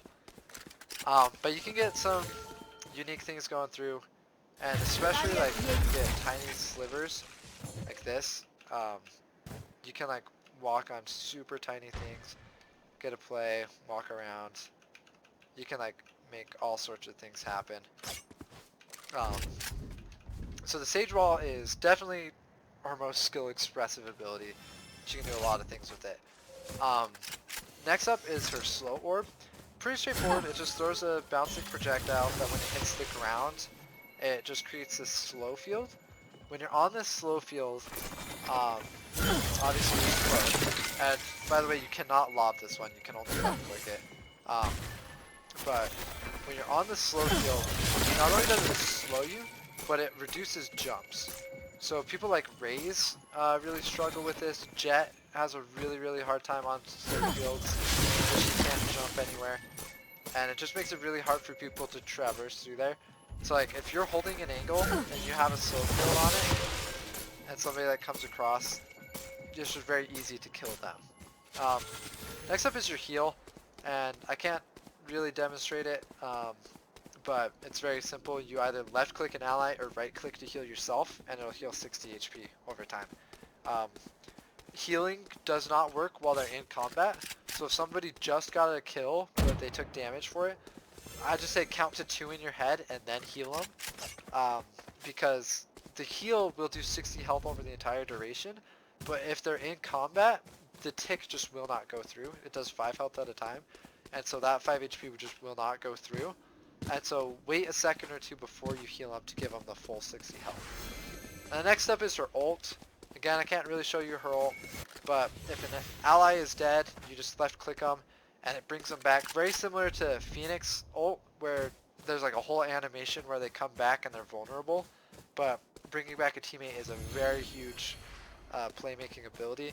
The only problem with it is, say your teammate's dead right here and somebody had like an op over here, you don't want to just resurrect them because they'll just get shot again. So this is where your wall comes in nice and handy. Build a wall and then res them, and they get a free revive back, and you have a nice wall set up for them so they don't die. So Sage is pretty basic except for making plays with her walls, which sets her just like, she can make some really cool plays if you do the wall right. So watch for those, and try to learn them if you want to, but she's a pretty easy character to play if you can. I didn't think you could make that, but you can also boost your teammates up. So like Jett can get onto this box or Raze, and then you just build a wall for them, and now you just have somebody just up in the middle of nowhere. Or like even same thing up here. Like if Jett got up on this wall, you just go down here, build the wall for her, and now you just have somebody 2 miles above the entire map just clicking heads. So, but yeah, that's Sage. Pretty straightforward. Here. I keep forgetting to do it. As far as guns go for Sage, she tends to play back. She wants to be able to use her abilities on her teammates, her res and her heal. So she shouldn't be initiating really ever. So she should be playing back. So if you have somebody like who's playing first contact right here, Sage should maybe be like watching this angle just in case somebody comes, and then if this person gets hit, you heal them.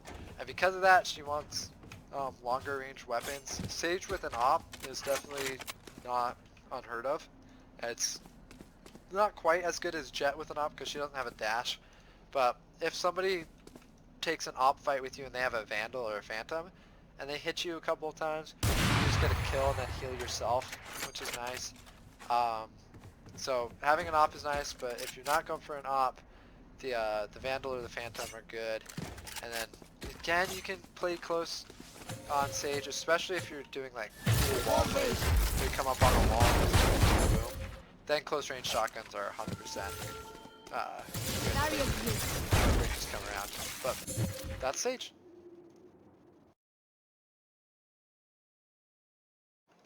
Alright, welcome to the Sova video. This is my main, so I'm gonna try to keep things very simple, but I might talk about things that are wild. So Sova's first ability is his owl drone, his C. He can activate it, Deploying and drone. it sets out a little recon drone that he can control, he can fly, and he can get good reconnaissance with it. Something key about it Deploying is, drone. just like the Cypher camera, you can actually shoot a little dart and reveal an enemy, and instead of it permanently being in the enemy until they pull it out, it just pings them 3 times. It's guaranteed to ping them 3 times, about 2 seconds apart. So it goes doop, doop, doop, and so you can get some good vision and intel on people. Take flight.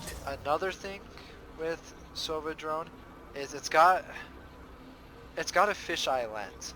So looking forward, it's got like a 180-degree field of Deploying view, drone. but it's squished into a monitor.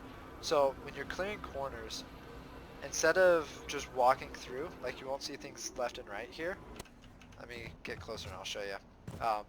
If you just came right through, like you wouldn't see people close left, close right like this. Close left, close right. What you can do instead Take flight. is you can look straight down and use that. Oh, never mind. You can crash your Take flight. Don't know what just happened there.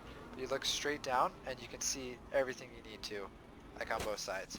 So especially for clearing like close left-right corners. Let's say like tiles over here. Deploying clear out drone. tiles. Instead of having to look left and right, you can just look straight down and you'll clear out both corners really easy and go through instead of having to do that whole left-right thing. And so you have that. Next up is his shock darts. So his shock darts and his Q and his E are the same exact ability and casting and everything. His Q is a shock dart, so it'll just explode and do damage and slow you in a grenade. And then his recon dart, instead of Revealing exploding, area. will shoot a little recon dart and do these little pulses. It'll do 3 pulses. And if enemies are in line of sight of the dart, it'll reveal them. So it'll do a brief little outline just like his drone would. Scanning So, ahead. Again, you have to be line of sight. So right here, it would not reach me, even though I'm in the range of the pulses. Scanning ahead. And like, especially right here, I'm on the side of the wall, it won't reach me. It won't reveal me. But as soon as I step into line of sight, it'll reveal Revealing me. area. You can shoot the dart, so enemies will shoot the dart very often. Sometimes they'll get 1 scan off, but if you shoot it like right at enemies, Revealing area. they'll often shoot it very fast. But the cool thing about Sova's darts is you can bounce them. So when you right click, you can either choose between 0, 1, or 2 bounces. So if somebody was like on the other side of this wall, you can just bounce a dart off and hit them with that. Or you could like Scanning bounce ahead. a dart and scan them out. Whatever you want to do. So you can do bounces, you can even do 2 bounces here. So Shock if dart. you know somebody's like in this close corner, you do 2 bounces to get that close corner cleared out. And Shock like, dart. hit them in that close corner, get that damage out. And you can also change the power. So thankfully he has 3 power levels, so it's not like you have to perfectly time it. The bars have these segments. So the first one is called power level 0, where you just instantly cast it, or you just cast it. So here, I'll show. This is just instant cast. Just hits like right at the corner. And if you can go like, Shock dart. you can go pretty far into that 0 casting and it'll do the same. There's a little bit of forgiveness, so if you're close to one of the lines but not past, it will round it to closer to the line to get you what you probably wanted. So yeah, power level 1, power level 2, power level 3, and then full charge. So you have 4 different power levels, and you can see that the drop was pretty different on all of those guys for how far they went. If I just cast him out in a straight line, we can come back here and do that. You can see that they're going pretty Shot different dart. distances there. This lets you make some pretty Shock dart. technical plays, but for the most part, it's not the biggest deal. Knowing all of his darts, just knowing the general idea of you want the Scanning recon ahead. dart to see a lot of people and be like up high in an open Revealing space, area. so it can reveal a lot of things, and then hit them with a shock dart as close to their body as you can. It's pretty good. So those are his two abilities. Next up is his ult, which is just a giant laser that you can cast 3 My times. ult is ready. So you get to cast this giant laser 3 times. The key with it though is you're on a timer. So this bar at the top My ult is is ready. how long you can use it. So if you haven't clicked at all in the first half, you won't be able to get all 3 off. You have to click before you're halfway out. I am the So you hunter. can go up to there. My ult is ready. But what really makes it strong is if you hit an enemy, it does 80 damage, so more than half of their health, and it reveals them. So if you hit somebody with it once, you can usually figure out where they will be the next time and reveal them there. So I'll give you a good little example of that in the practice range with some bots. But you can combo a lot of his abilities together. His recon dart, his drone, and his ult all give you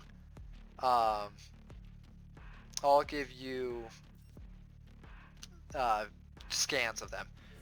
His ult does go through walls, so it's really strong from like far away. If somebody's like defusing a spike, you can be super duper far away and ult them. So here's like a strong combo. You throw a little dart, Revealing like right area. here, and it'll scan. Okay, so there's no enemies right there. Oh, I know why there's no enemies right there. Gotta push start. So we'll Scanning hit a ahead. scan here. There they See, are. okay, so we see enemies. So now we can ult, hunter. and when we ult, it reveals the enemy. So we'll ult, and it reveals the enemy. And it'll reveal them for just an extra second or 2 longer. And so you can do that. Take flight. You can take his drone up. Remember, look down to clear corners. And you see this guy, so we're going to tag him. We know where he is. I'm going to do 1 bounce at this guy. And we should get him pretty low here. Shock right? dart. And we killed him. And then we can go diffuse. So he's all Concentrate, Sova. about, and I don't get this, it's blows up.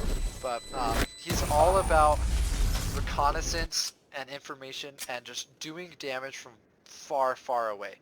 So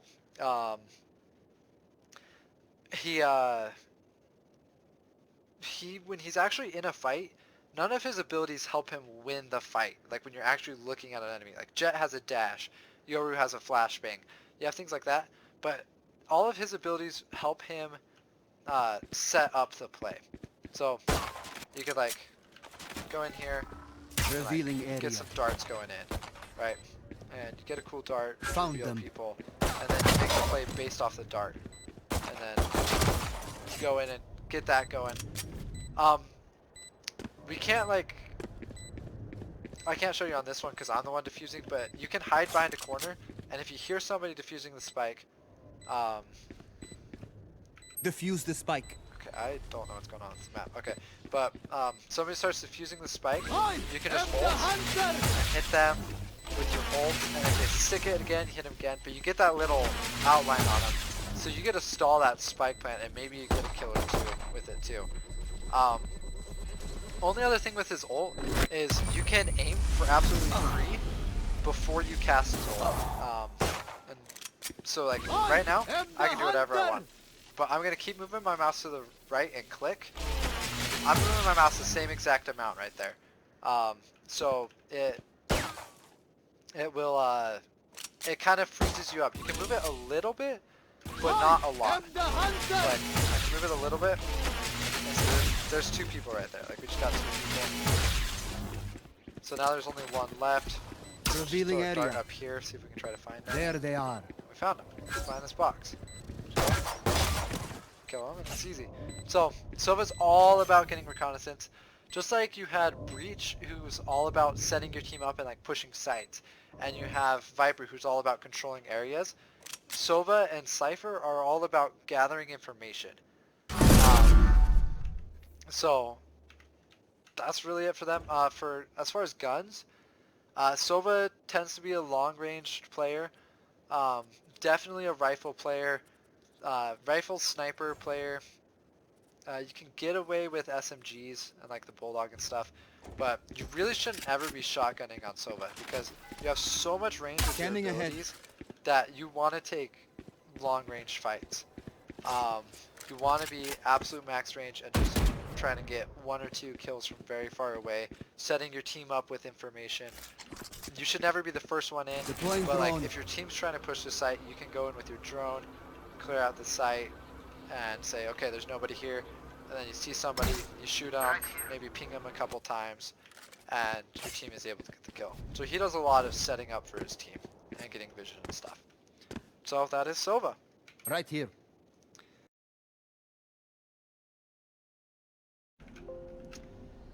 Alright, this is our 30 seconds left. Even make a dent. Who Alright, said so we this got wouldn't be Raze coming fun? in right now. I'm having a blast. Raze, or C, is Roomba, or Boombot, is very simple.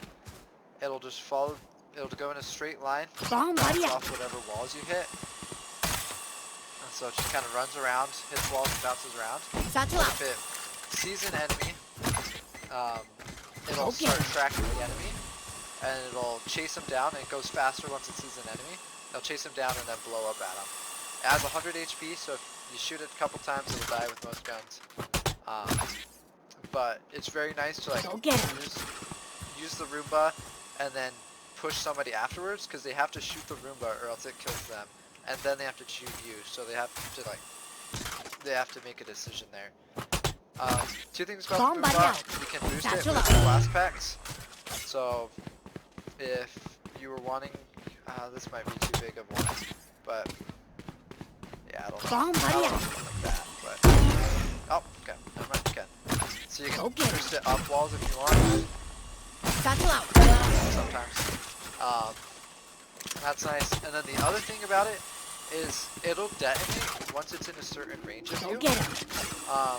But as soon as it triggers the detonation sequence, it doesn't move anymore. It goes up and then blows up. So if you have a Boombot coming at you, if you are running backwards like this, just running guns out or knives out, if you're full HP, 150 health, and it blows up, it'll never be able to kill you, because you run far enough away. When it goes up to blow up, you run far enough backwards that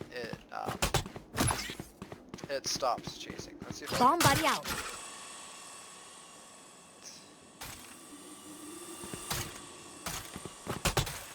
Bomb buddy out. Oh, let's see if this works. I don't know if it will.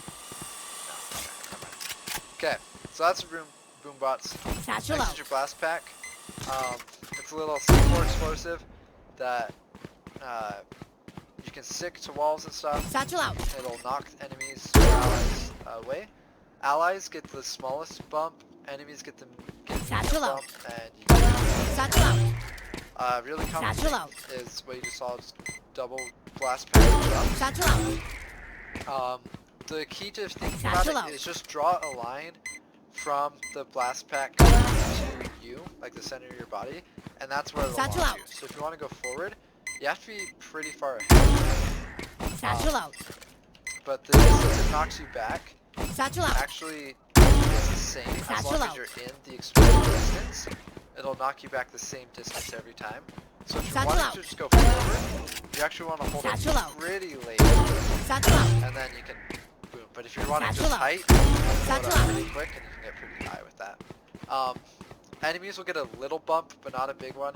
Another big thing is it creates firing error. So if there's an enemy who's like Satchel coming out. at you, say you're holding this and they push, blow it up. Yeah, they might get pushed a little, but the bigger thing is their gun just becomes very inaccurate for a second or two, and they have to recover from that. So Satchel out. if you are using it on Satchel out. and I believe it does 65 Satchel out. damage, Satchel out. you'll get bonus damage and like an accuracy advantage against them. Okay, next is your paint shells. This is your default ability. So you have two ways to throw this. You have a left click, which is normal throw, and right click, which is a lob that goes a lot closer. But basically the first one explodes and then it blows up into a bunch of little grenades that'll all do bigger AoE damage but lower damage. The thing about these is it's on a timer, so it'll blow up no matter what after a certain time. The first part does, but the second part, these things need to hit the ground and then they'll blow up. So, you know,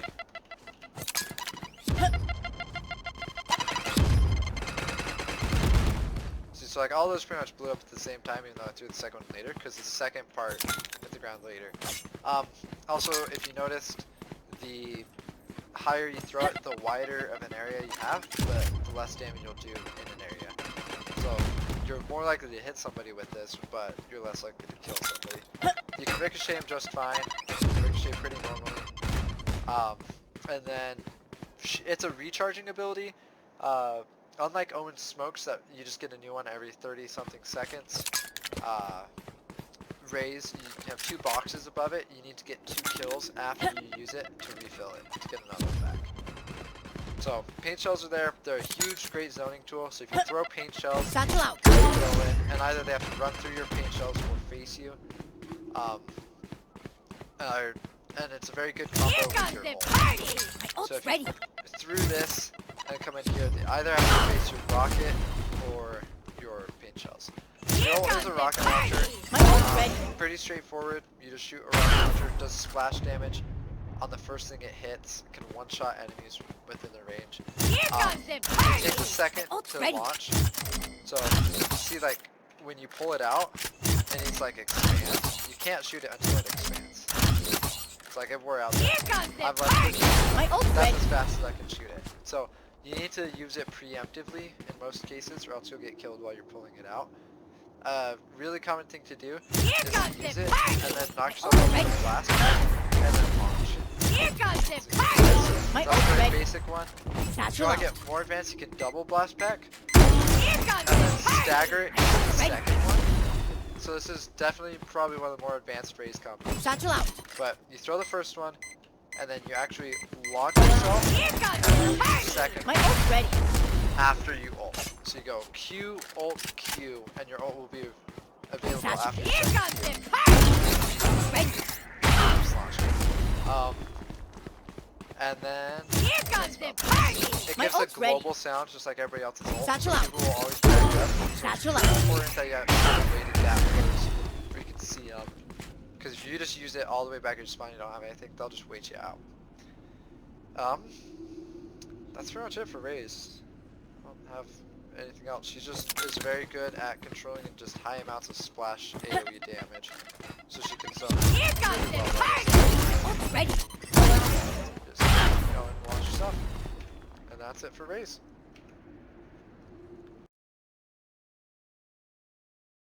Be fine. Alright, welcome to the Skye guide. Skye plays very similar to Sage. She's what I would call a mix of Sage and Breach. She's team supportive, but she does both like the heals utility and the initiation like CC, stun them up, blind them utility. So she, first off, is her healing ability, her C. It's a very, very powerful ability in the right situations. So on the minimap you can see there's this circle around me. If you start to Heal use up, it, squad. you'll see the circle actually. But Heal up, squad. she has a bar, so she has a limited resource of this. But anybody in this circle will heal. So you have 100 HP to heal from to begin with. And so you can heal somebody up to 100. But any ally in this circle that takes damage will heal Healing at over the here. same time. And it doesn't consume more resource to heal more people. So if you have 4 teammates who are all 1 HP, you Healing can over use this here. and get them all back to full health. So it's very, very strong. The only downside is if you Heal just up, take it squad. even for 1, it'll go away the next round. So if you have to use it at all, try to use all of it. If there's any damage to heal at all, and you're using it, heal up all of the damage. So this is a very strong ability, especially if you have teammates who can go in and out, like a Jett or like an Omen, maybe a Yoru, who like take damage and then get out and they're like half HP. Very, very strong for bringing them back. Next is a super duper fun ability. It's her wolf, her Q. So you click it once to get into the casting, I don't know what this is called, the idle ready animation. And then you click it activate, and you become a wolf, pretty much. You kind of go on this like reconnaissance wolf. And you can see your range of vision is very low, but you have this wolf and you can't go very long on it. But it's great for scouting, and then you can reactivate it just by left clicking, and it'll end the ability. But if you left click and land close to an enemy or hit an enemy, it'll concuss them, just like Breach's stun does. This will go through and land on top of them and stun them, and then you or your teammate can follow up. So again, Skye's one of those people that her abilities are strong, but what makes her really, really strong is having a teammate who can just follow up on your abilities right after. Next is her flash. She has 3 flashes, and they're pilotable, so they operate just like Jett smokes. So you can just click it and just send it for free, and then you have to reactivate them or else they'll just die. So you can just send them out. If you don't reactivate them, they just disappear. Or you can reactivate them and have them go flash. The flash isn't very long, but it's long enough. Or you can hold left click and steer it around however you want. But again, you still have to reactivate them.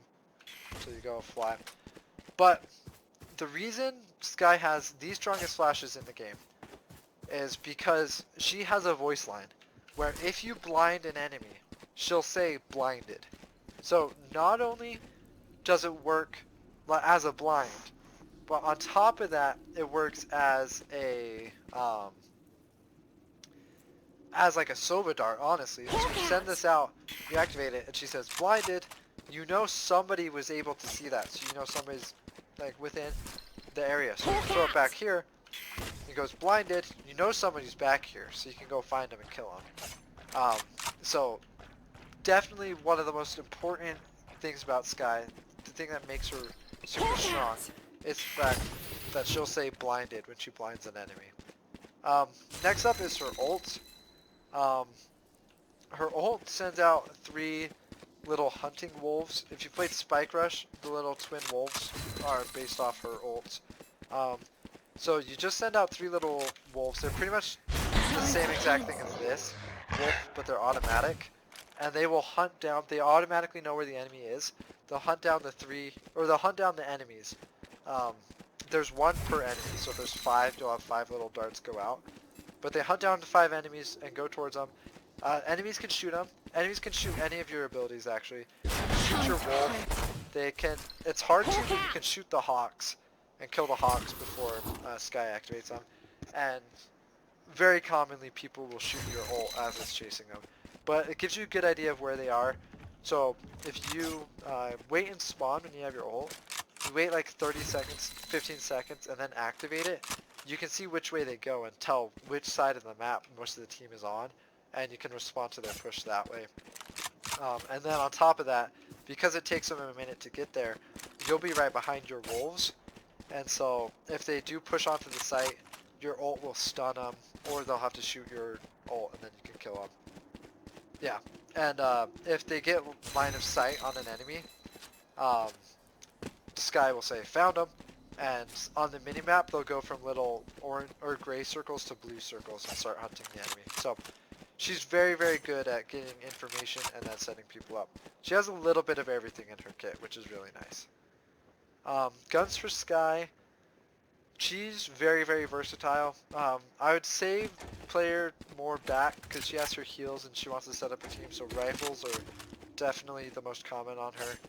But yeah, the Phantom of the Vandal, don't really see a situation where you're playing shotgun Skye. So I'd just say play back and use rifles and you'll be good for the most part.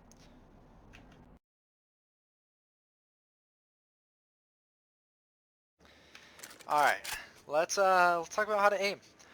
So, I am no like pro on aiming, but I do know the basics and I can help you figure that out. But obviously, I'm not going to know all the exact numbers, and there's people out there who can explain it better than I can.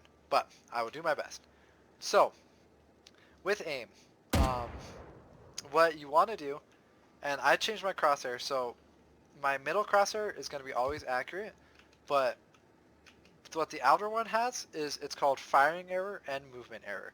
So as I move, my aim becomes more inaccurate. So my aim will always like be within the crosshair, like generally, but as I spread out, as I start moving, the range, like the variability of my aim changes. So if I just hold left click here, like it's okay spread. That's firing error that we're seeing. Like, see how the outer lines are going out wider and wider? That's the firing error, right? But if I do that while I'm moving, see how much wider that gets? That just goes everywhere. So, you have movement error, which is a huge thing in the game. So, something to focus on is a good thing to know is when to tap and when to spray. So we'll talk about spraying first. Spraying is something you want to do up close. And by the way, this guide is going to be entirely for rifles, and then I'll talk about snipers a little bit. Shotguns are their entire own field. SMGs are just rifles, but you just spray more. Spraying, this is about the max distance that you want to just full committed spray. Like, you want to just kind of hold left click on them. If they're any further than that, like maybe you can like spraying here is good, but watch, like, we'll pretend this target's the enemy. Watch how like quickly it just gets inaccurate. This is me like actually trying my absolute best to control. Like, yeah, it's okay, but like with absolute best my control, and I was actually kind of proud of that one. It's still really, really bad. But we get it closer, we can control a lot better. And like, it's a lot more controlled right there. Like, we keep the vertical down, and it's just horizontal spray that needs to get controlled. And then we get close, and like, not spraying here is dumb. So like here you can just headshot. If they're not dead at this point, you're just missing. And then like obviously closer is better. But if you try spraying like back here, like you're not really hitting anything. So spray range is something that like you kind of just have to get an instinct for of when to spray. But anything like further than this, just don't spray. Focus on tapping. And so when you ADS on guns, I know this is like, when to ADS is a big like, I don't know. Also ADS is aim down sights. When you right click on guns, this is ADS. Lots of games, people coming from like Call of Duty, you always aim down sights because it just means you're more accurate. That's not true in Valorant. All it does for most guns is give you like a 15% zoom, and then it changes the spray pattern a little bit. But you can ADS when you want to tap. So if they're very far away and you want ADS, that's completely fine because you just want to like start hitting your targets and you're tapping. That's completely good, but for the most part, you shouldn't be aiming down sights, like ever. You should be focused on tapping and just clicking as much as you can between the two targets or whoever you're hitting. Whatever you're doing, just focus on 1 or 2 taps, put 1 or 2 bullets, and then let the gun reset, and then 1 or 2 bullets, and let the gun reset, 1 or 2 bullets, let the gun reset. If they get closer, okay, well maybe we can spray a little bit more. 1, 2, 3 bullets. 1, 2, 3 bullets. 1, 2, 3, 1, 2, 3.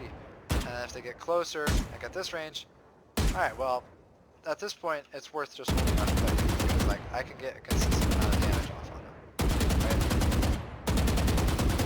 So focusing on that is a pretty big key.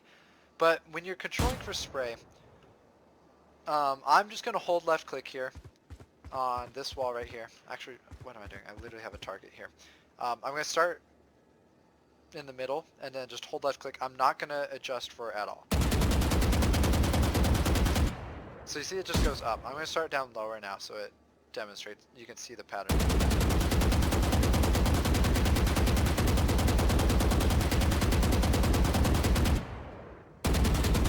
Okay, so that's the pattern. It pretty much just makes a 7. The first 8 bullets are what's called accurate horizontally accurate. So with your gun, you can fire 8 bullets. I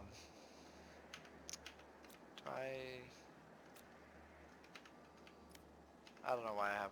Give me a second. Let me come up here. Okay. Okay. So you have 8 bullets. So I'll fire 8 bullets. I can pull those down pretty well. That was 11 bullets, and you can see it started spraying pretty well. But the first 8 bullets, you can get pretty accurate. But after that, you're just kind of out of luck. Like, I'll just spray a full clip here, and we'll just see how many bullets. And it's just bad. It just starts spraying randomly, goes bad. So what you want to do is you want to fire about 8 bullets for mid-range fights, and then just let it go. Like, if I'm fighting this guy, fire 8 bullets, I just start missing. Okay, wait, okay, fire some more. Wait, fire some more. Wait, fire some more. So let the gun reset, fire some bullets, fire some more, fire some more, fire some more. And if they're not dead, then they're hacking. So you have that. You have a spray like that. But obviously you're not just going to be standing still while you're moving. You're going to be coming around a corner and you see something. So what do you do? Yes, I did. There was a mosquito bug just flying around. So you have these bullets, but you're coming around a corner and it gets a lot harder. And they're also moving too. So what do you do about that? Now, we got to introduce a new concept here.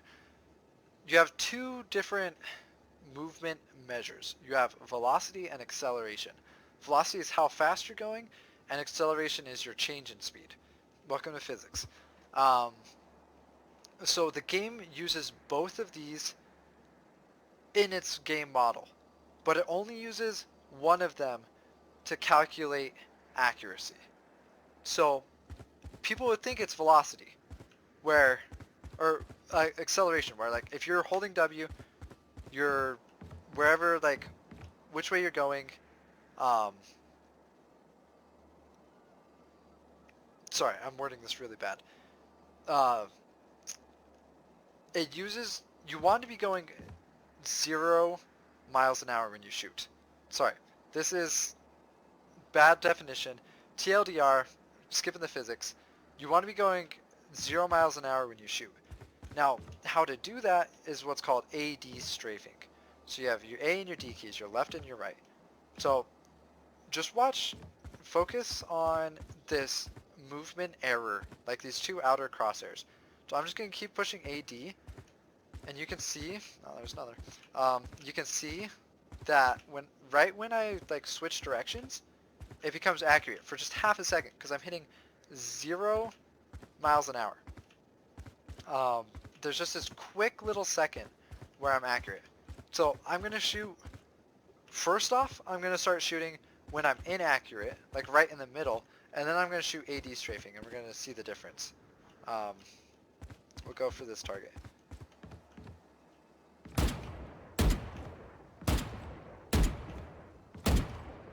Okay, pretty terrible, right? Like nothing even close to the center. That's just maximum inaccuracy. But if you're AD strafing,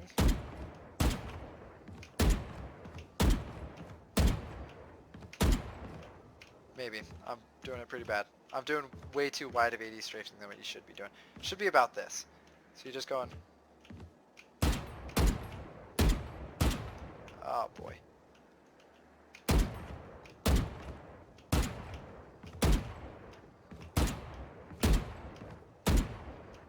Okay, so obviously like I'm not perfect at it, and this is why I was saying I mess this up a lot. But you can see that's still so much better. Like look how many are right in the middle there.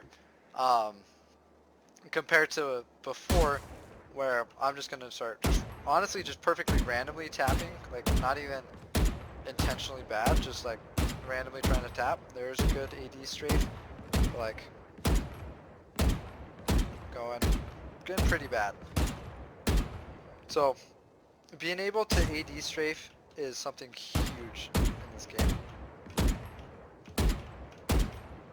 So getting that accuracy down perfect, just tapping right in the middle.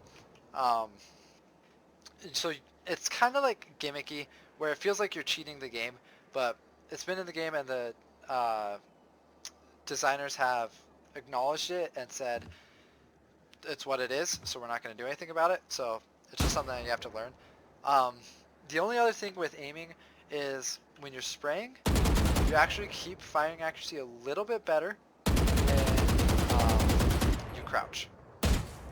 So if you like spray and then crouch, you can use the crouch to help offset the recoil a little bit, so you don't have to pull out a little bit, and then you don't have to pull the recoil quite as much, and then it'll keep the spray just a little bit more reduced.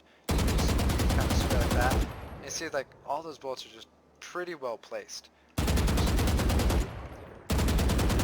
Like you get that good spray rate before it starts to go bad. So really what happens, you come around a corner, you see a guy. What you should do is immediately push the alternate direction. So you should immediately AD strafe, even if it's just once, strafe, crouch, and shoot. That's kind of what like is the muscle memory for me. Is you come around a corner, see somebody, immediately AD strafe, crouch, and shoot. AD strafe, crouch, and shoot. And there's people who like, because there's lag in the game, lots of people are so good at AD strafing that they'll just like, instead of AD strafing, they're kind of AA strafing, where they're like holding A to strafe and then they just tap D to get accuracy for a second, and they'll just boop, boop, boop, boop, boop, boop. But like because there's ping and stuff in the game, it literally looks like they just held left click and just like one tapped your head, and it just feels bad. But you realize like they're just AD strafing on you and just clicking your head, and they're just better than you. You just got to deal with it, I guess. I don't know what to tell you. This happens to me all the time. Anyways, so that's how to aim.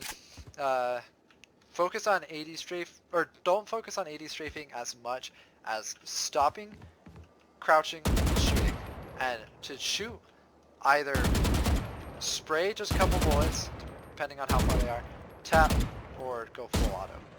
You just have to figure out how close they are.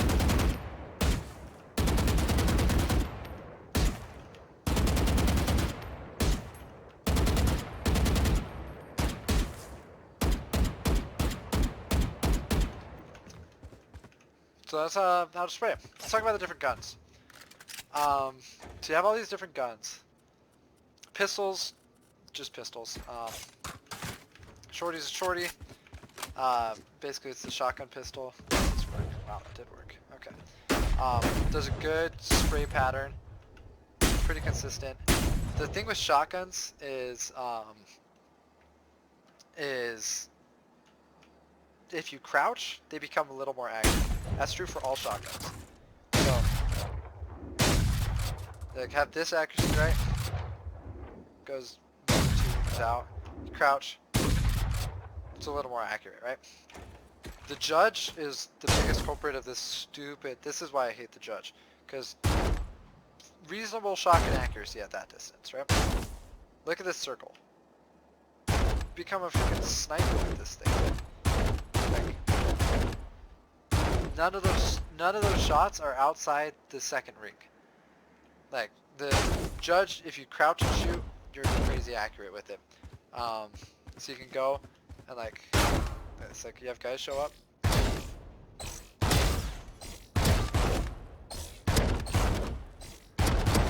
Like you're just doing big damage to these guys. So the judge and the Bucky pretty good. Shorty, you can crouch and shoot really easy too. Okay, let's talk about burst fire guns. So burst fire are these top two. These are the only two guns in the game that will burst fire on you. Two at the top. The Stinger is an absolute close fire gun. When you hold left click, it gets pretty inaccurate. Like this, best if I can. Like even at super close range, it gets super inaccurate. It has small mags. It's for just going fast, going close and going fast. But unfortunately, sometimes people are going to be far away. So here, I can like try to spray down this target. It just doesn't work. But I do have the chance of controlling a burst, right-clicking and bursting with it, shooting some shots. It'll shoot a little slower, but you'll hit more. And so you're actually doing more damage with the right-click burst fire. Bulldog is one of the guns that like, sometimes I forget it goes full auto. Bulldog is one that I almost always ADS on, because it does 3 high damage burst shots, where if you get a body and a headshot, it just kills. So, body headshot, just like that, they're just dead. Every time. Body headshot, dead. Or if you get 2 headshots at all, they're just dead. So I just kind of like full burst, and it's pretty accurate at a distance. You can spray pretty fast and keep it well within a circle. So the Bulldog is a really underrated gun, really strong burst fire. But then again, if you do get close, if you don't want to just do that, you can just and shoot a little slower and automatic. The other SMG, the Spectre, pretty straightforward. Just an SMG, what do you expect? It gets pretty accurate, pretty inaccurate, pretty fast. Like that spray, it's okay, but it's not great. Definitely meant for close range. And this is one that's like, I'm kind of 50-50 on aiming down the sights on. Sometimes I do it, sometimes I don't. But it's definitely meant for close quarters. And then, besides the snipers, the only other gun that you really want to ADS on is the Odin. And the reason for this is kind of unique. So the Odin, you can actually control very easily. Also something about spray that I should show you. When you're spraying, after you have the vertical drop, it only goes left and right. For every gun. For every gun. You only have horizontal spray after the vertical drop. But you can see like, here it's going left and right. Right, see that? One thing to the left, go left and right. But you can actually predict which way it's going to go, when it's going to go, by watching the barrel of the gun.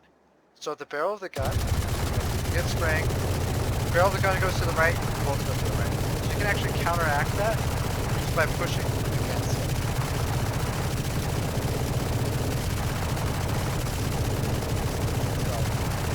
So, I'm keeping it a lot more centered by watching that barrel of the gun.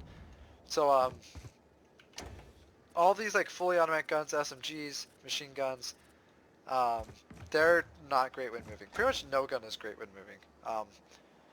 But if you are going to be moving with the gun, it's going to be either the SMGs or a shotgun.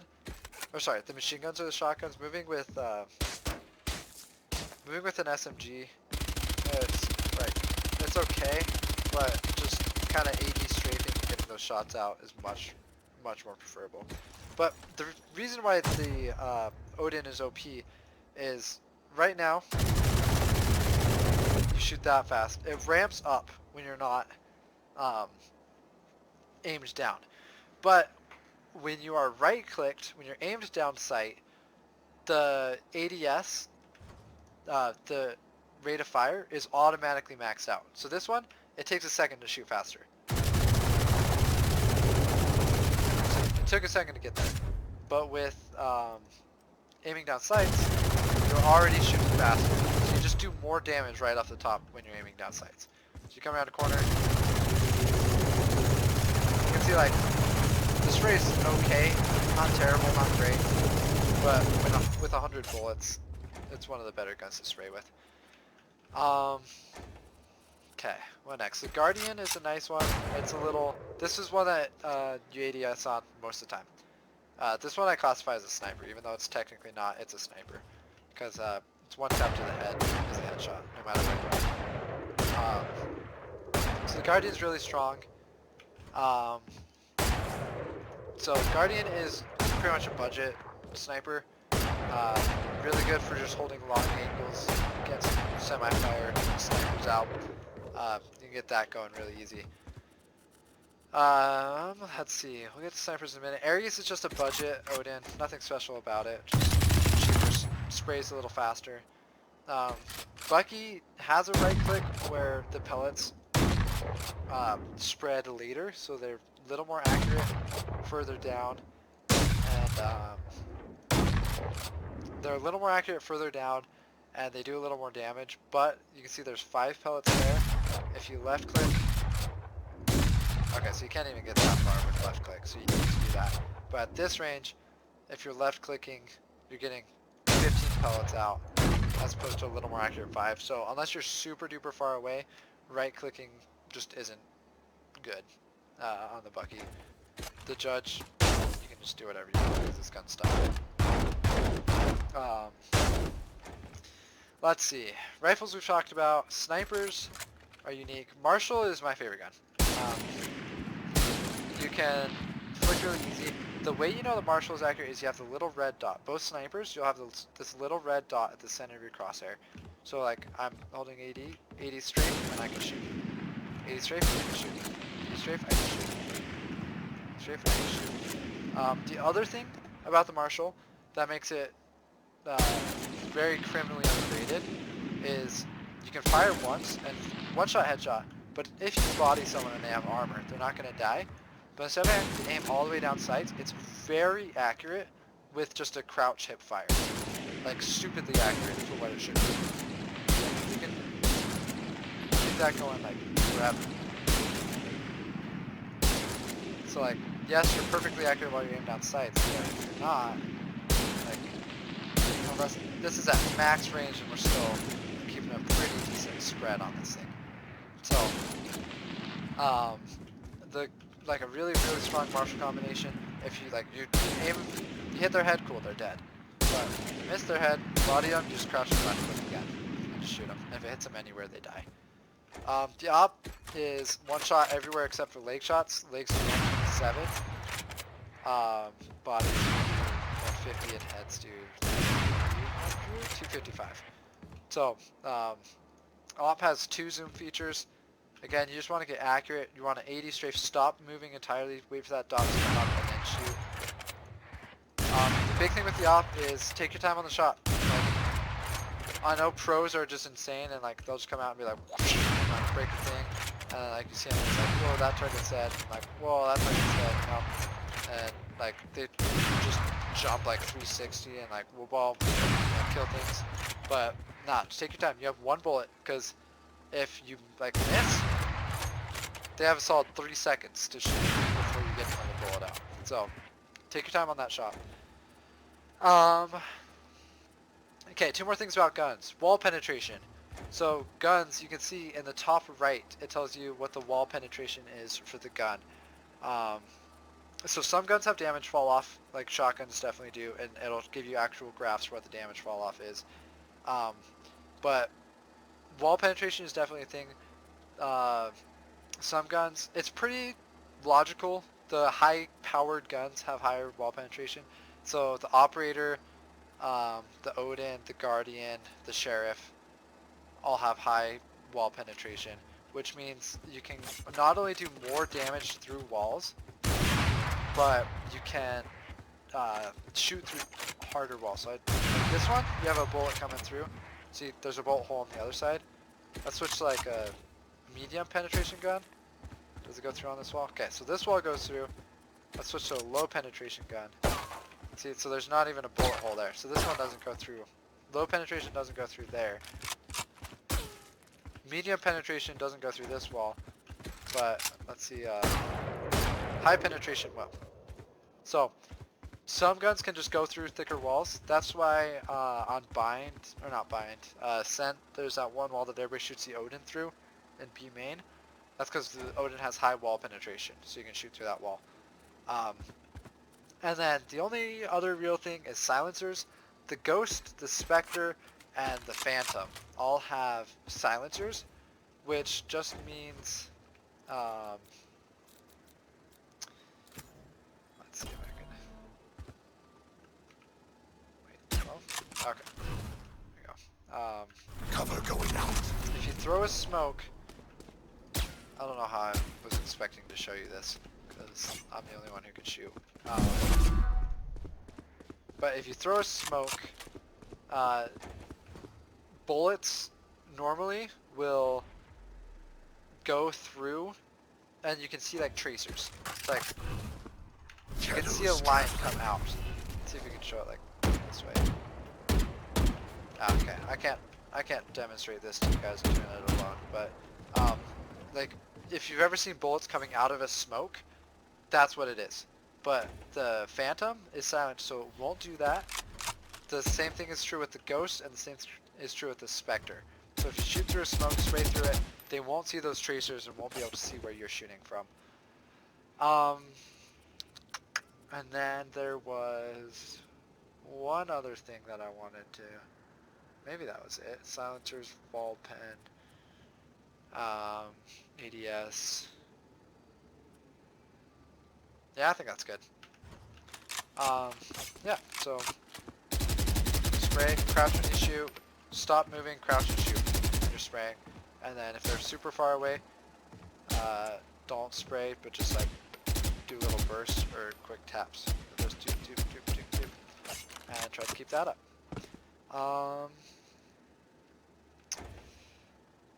I feel like I had something else to talk about, but I can't remember it, so we will call it there.